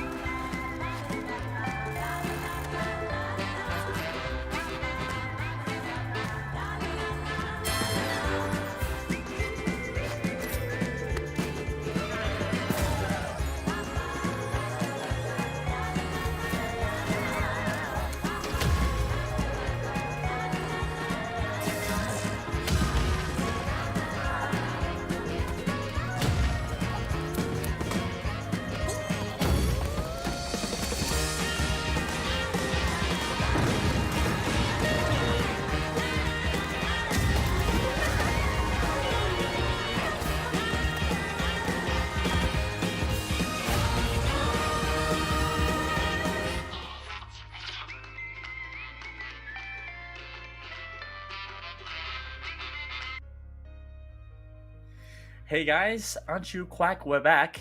We are in the Brawl Stars Community Rumble Grand Finals here. I'm Game Minister, Grandin, and with me is Cantrol. Hey, I'm Quack. Very nice there. I like that. Let's have one more with after this grand final. But yeah, all right, if you want it. if you have one, you know. But yeah, this is the grand finals after all. IC Dolphins once more against Team Force. What a way to end it. It kind of went full circle. Yeah, this is we're back to where we started, but this time around a lot more prize money on the line here. The first place team brings home 700, the second brings home 350. It's a 2 times difference between first and second. And I'm loving what IC Dolphins has been showing us in their match against Grassmart. Grassmarts are by no means a weak opponent. they had a very strong showing all the way up until this point.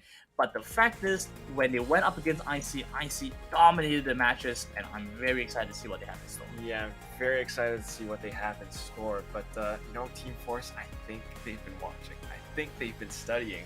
And because they came out on top earlier on, right, 3-2, it's gonna be super close, and we're just gonna get right into it. It's Minecart Madness on Jam Grab still.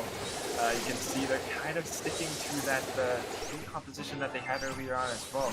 Kuriesa won Jean and Scythe. This time, Coco is going to heal everyone up.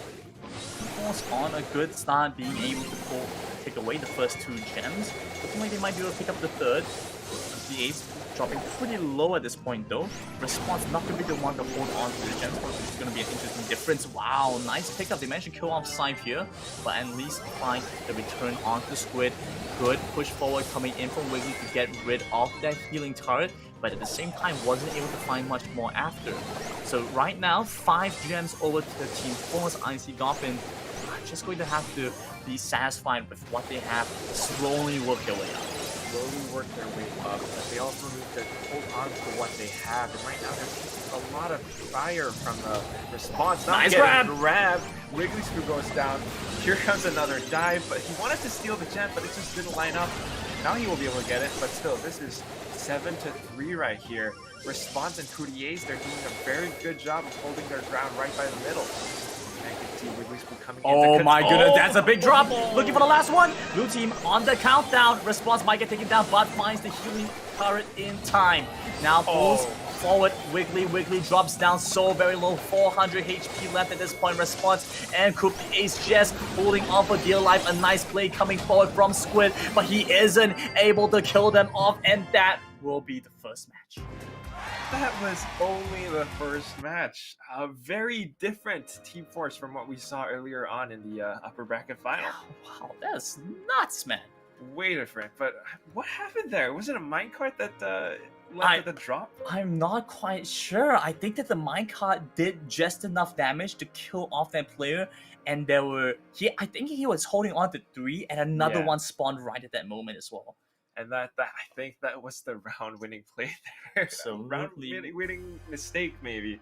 No, I mean, he was already being killed off, so he had to make the run. It's either die to the minecart, die to the player, dies to the minecart. So it's a little bit unfortunate because of the timing of it all, but oh my goodness. That was so very close. It's way too close. You know, Wiggly Spoo also did what he did. I mean, he tried. He pushed up forward. Couldn't find anything at the end. Even got grabbed. And yeah, they just managed to steal every single gem at the end there. Brought it up to, what, 13? So that's just round 1. We're going to go back into Jam Grab once more.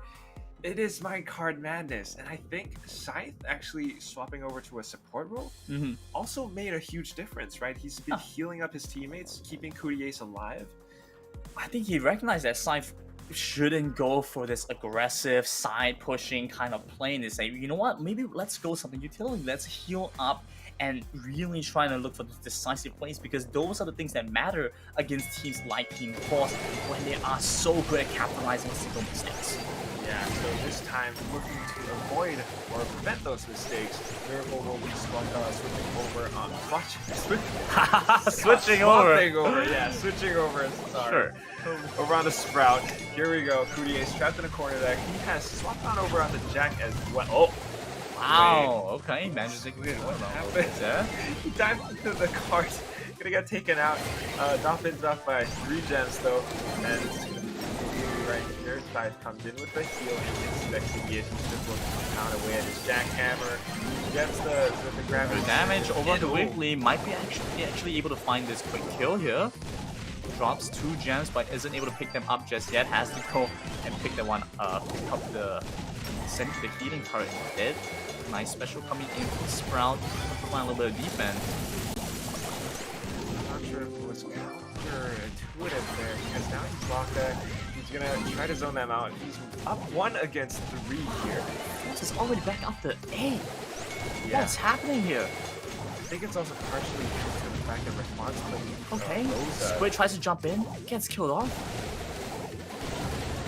Watch a little bit 2 or aggressive. Now Side is just... That's the countdown. Ace, look at him. He's just drawing time at the back.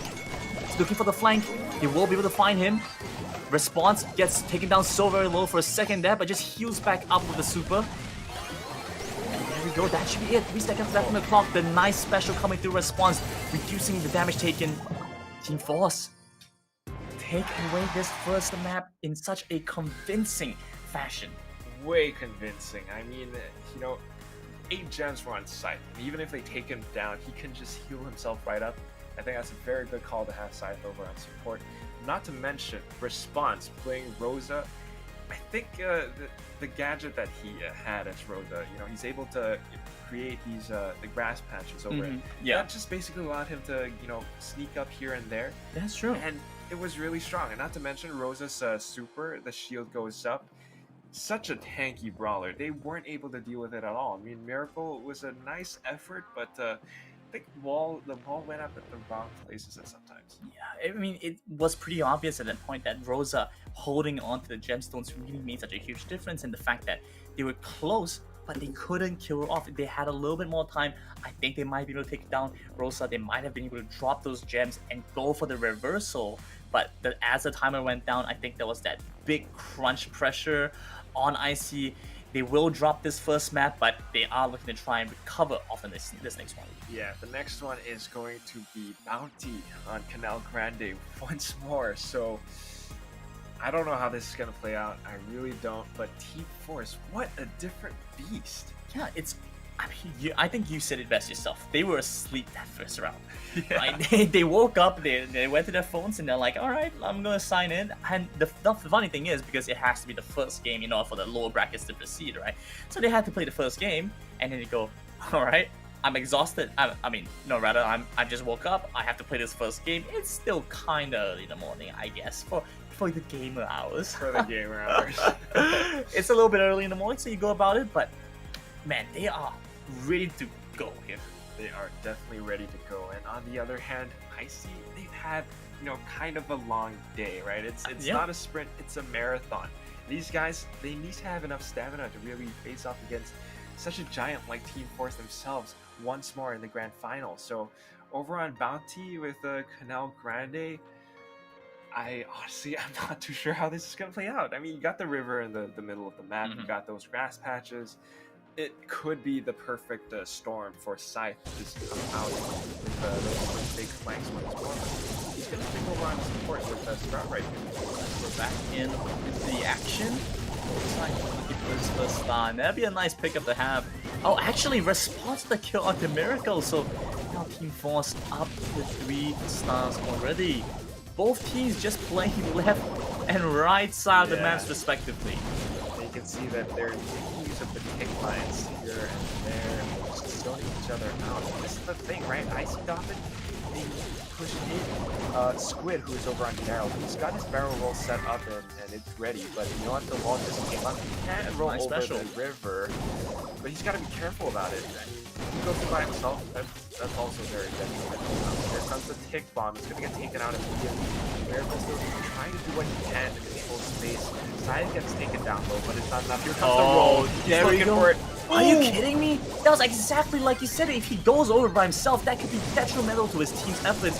The fact that he gets killed off so quickly that Miracle does manage to find an exchange kill, but Scythe picks up the reverse straight away, 8-2. Now Icy are just holding on for dear life, trying to find a way back into this game, but with such a big gap, and the fact that Sprout is gonna have that additional shield quite tanky at this point, and they can't kill Response up as well. Yeah, they really can. You can see that Squid, he's just waiting for Super. It is up now, and he wants to get in. But how is he going to do it all by himself? Oh, nice man, kill. It's Response. Look at this. How he's controlling the space here. All those lines. Yeah, they need a full sweep here. The last play of the game, 7 seconds left on the clock. They're looking to roll in, but ends up on the wrong side of the map. Won't be able to find this. Coop the ace will kill off Squid just one more time. Team Force, match 1-1. Yeah, that was really convincing. I mean, was it even a contest from Icy's side? I feel like I feel like IC like to use this first round to just kind of get a sensing for what the opponent has in store for them. But I don't think they can afford to do that because, you know, even if you want to try and experiment and try to get a grasp of their strategies, you can't afford to lose so heavily.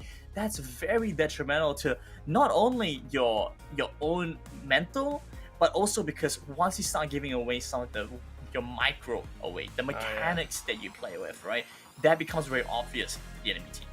Yeah, and I definitely think Team Force are starting to capitalize on this as well. And Grassmud, I mean, not Grassmud, IC, sorry. They kind of need to really adapt to this offensive push here. I mean, you can see Kuriese, he's sticking to his sharpshooting roots over on B. And the tick mines really was just very annoying to deal with. They couldn't gain any ground whatsoever. They wanted to cross over onto the other side. Squid consistently, you know, he was just trying and waiting for that perfect moment to roll over onto the other side, even kind of ending up on the wrong side at times. Yeah. It's really unfortunate to see. I think Daryl might not be the play here. I mean, you could really tell that both teams had divided the map into two at that point. Yeah. So when you're not able to cross over and not everybody is able to cross over at the same time, you run the risk of, like you mentioned, going over by yourself with that ball, you get killed off, and we saw that happen, right? And that was a critical moment because suddenly you went from 2 is to what? 2 is to none to 5 is to none. And that's painful to see. You don't want those kind of situations to even have the chance of arising. You have to very clearly work out with the rest of your team how you want to execute these kind of strategies, whether that means having someone walk all the way up from the top and around, or having to break it directly open in the middle. Honestly, that's something that you have to work out prior to these matches. And, you know, maybe the next Community Rumble, that could be all sorted out. Perhaps, but that's only due next month. But this right here, right now, is the grand finals, and I want to see IC Doppin just switch things up a bit. And I mean, if they don't, that could be bad. Kuriese seemingly preemptively going to switch things up here. He's going to go over with Jack this time, and I think Squid, he's going to use what Kuriese was using earlier on, and that's going to be the sharpshooter. One long shot down the middle, Response hiding by the grass. He's going to make use of that. A couple of shots right through. You can see they're just kind of building up their supers. They're controlling the space. Kuriese trying to go in the right. Trying to sandwich them in this corner right here. Oh, but Kuriese wasn't able to get there in time, and so IC are going to find themselves in the lead. Tracking, just make it push a little bit damage on the Response. Break over the map a little bit on that side. IC, you tell now they are in a much more defensive position or defensive mindset. They decided that we have the star advantage, let's not go for this. Response goes low, gets killed off by Squid. This is an impressive switch up by them. Impressive. You can see now Kuriese kind of stunned, kind of low. He's going to get taken out, and this is IC taking at 6 stars ahead of Team Force. Sai doing what he can to heal his teammates as well. I think this might be time for him to put on over to someone who could do those flanking pieces that he did earlier on. Right now, I see Doppin can close the match. We have those tick mines up. Here we go, going after Squid. They want to try and take him down. That's a big reversal. 6-6 right now over to the backline. The B is looking to dish out a ton of damage. Quickly gets killed off. Coop the ace also killed off, but the star advantage over to Doppin for him. Yeah, 9-8. Really, really close. So all it takes is one single death, one single kill. This is it. One play. This is all it takes. Response looking to step forward. They try and slow him off. 7 seconds left on the timer. Coop in the bad position. That's gonna be it. Doppins with 9 stars to 8. Managed to even things out. That was a very strong special coming in from the Sprout, blocking them off.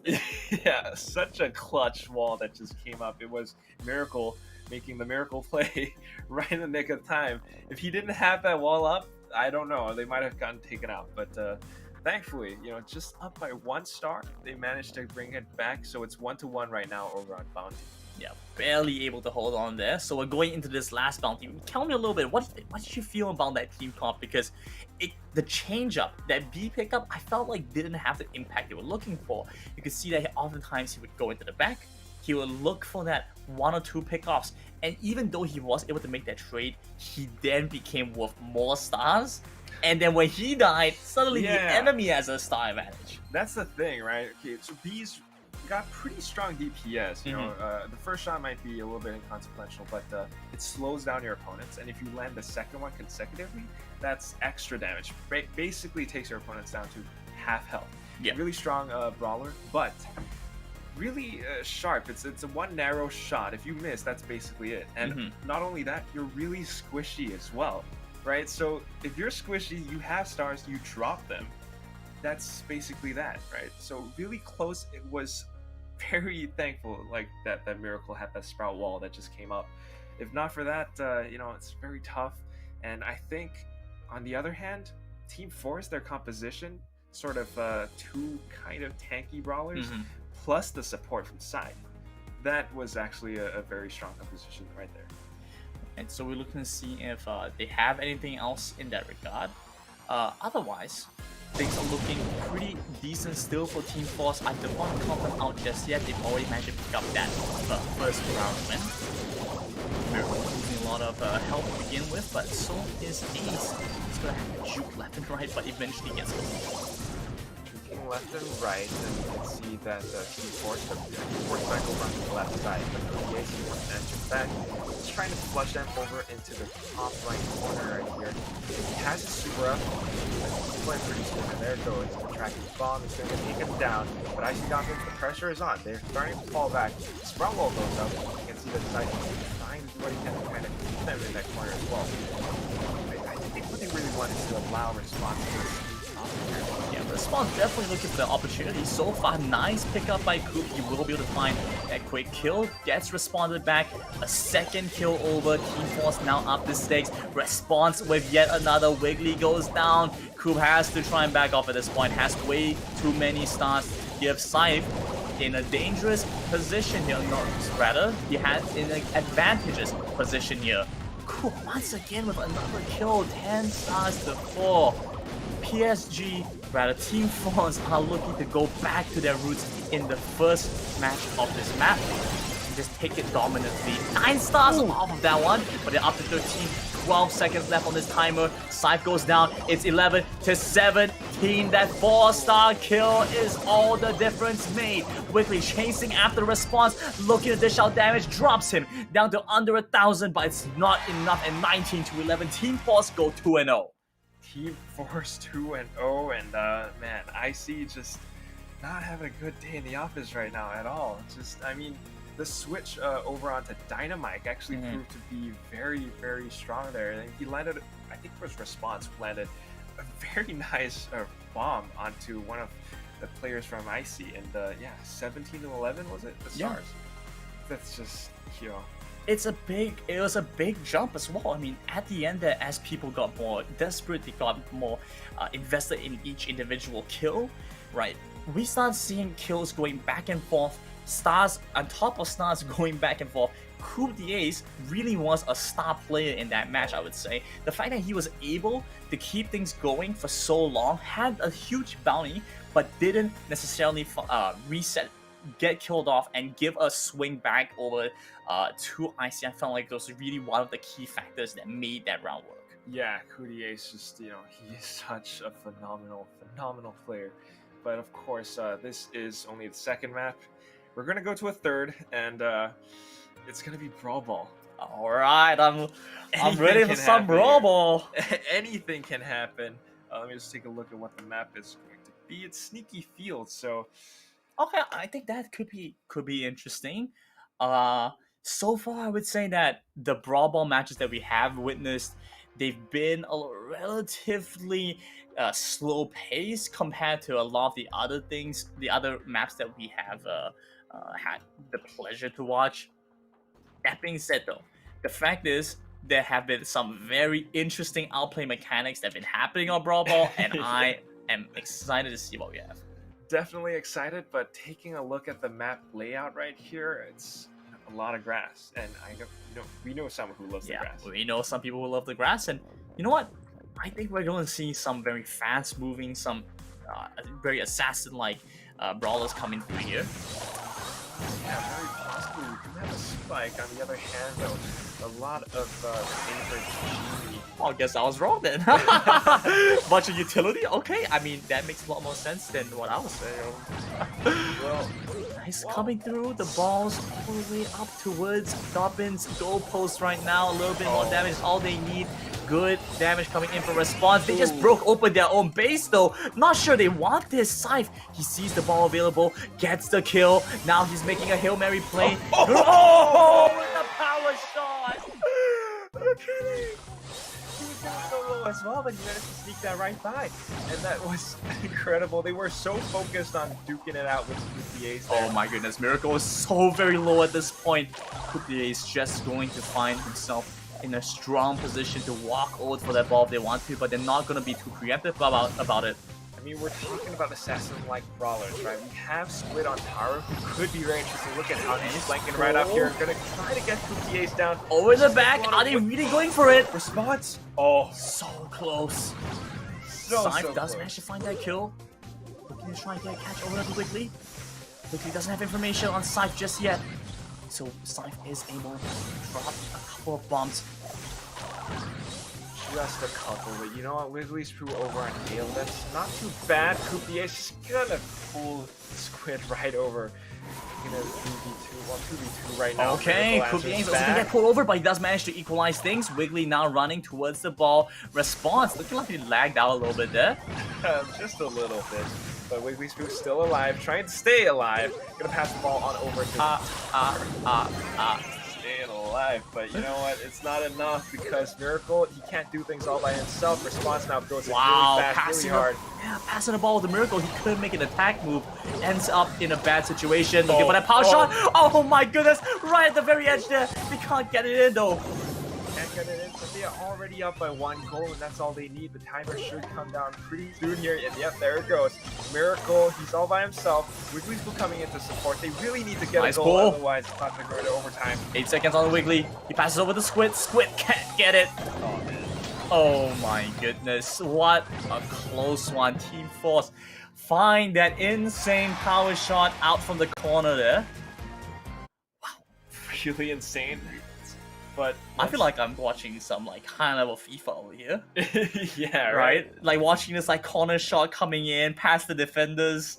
That's really what it is. But you know, credit where credit is due. Scythe, what an incredible play. They were so focused on the fight against Coop that Scythe just used all of that deception. Like he calculated that. He took the damage and he knew that, alright, even if he DPS's me, I still have that power shot in. And oh my goodness, what a strong map coming through. One more win, and that's it. That is it. I don't know about you, but I see they kind of look a little bit fatigued right now. And yeah, it's all down to this very last match. They aren't really up against the ropes. I don't know what they can do, but I hope it's going to be something. Just, yeah, you can see the mental fatigue as well, and I think that's partially, you know, they were focused on the fight against Coupier's. They caught on the side, but it was just a little bit too late. It really dictated the rest of the flow for the entire match right now. I mean, that's exactly why you have a loser's bracket, right? You know, you have a second chance at making it up to the grand finals, but at the same time, that means you have to go through more matches and more strain mentally. Good damage coming through overall. They might be able to find this. Coupier is taking a lot of damage back, but they're right up to the goalpost, walking right past the Sprout. No way to stop this side. Miracle, he knew, he saw it happening. Okay, like over there. Now coming back into this. Once more, back control. Scythe goes back in with a jack.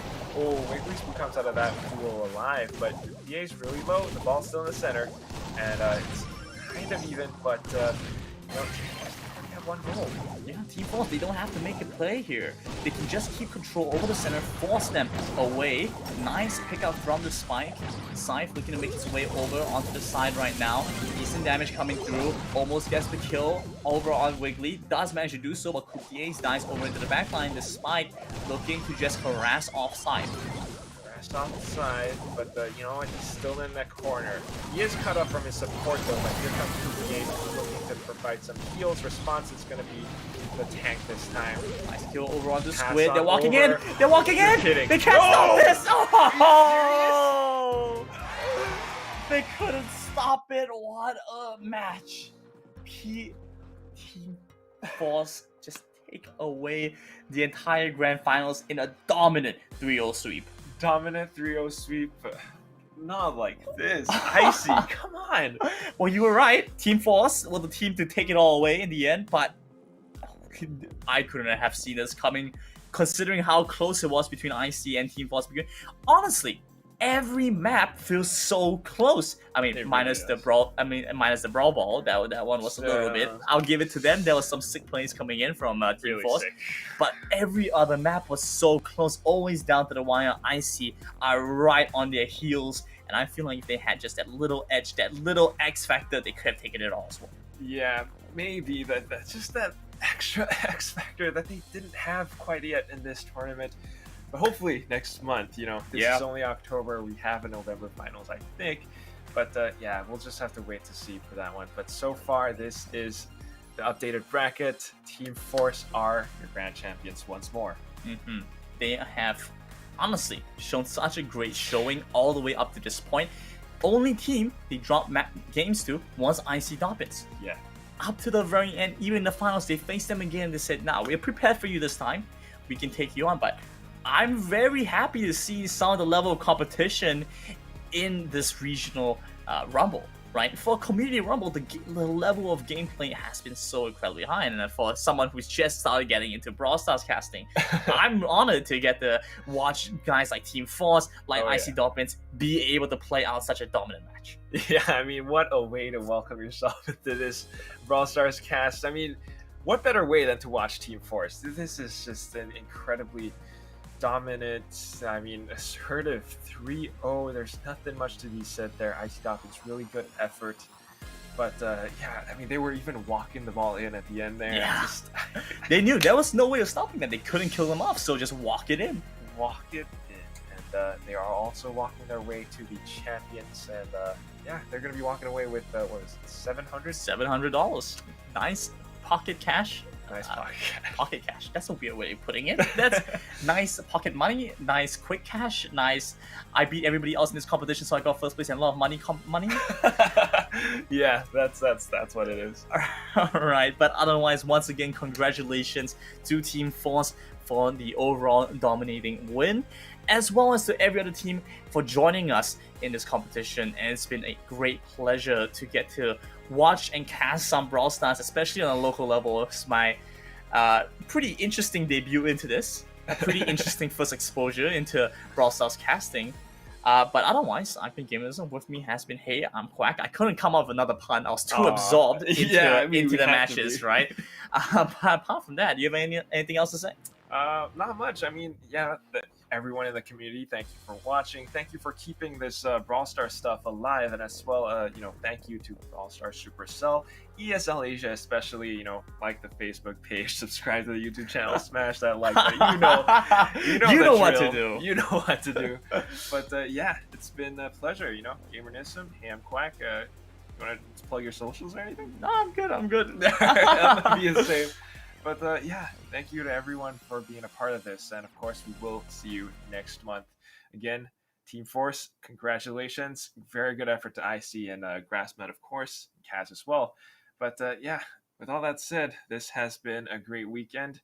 We will see you next month.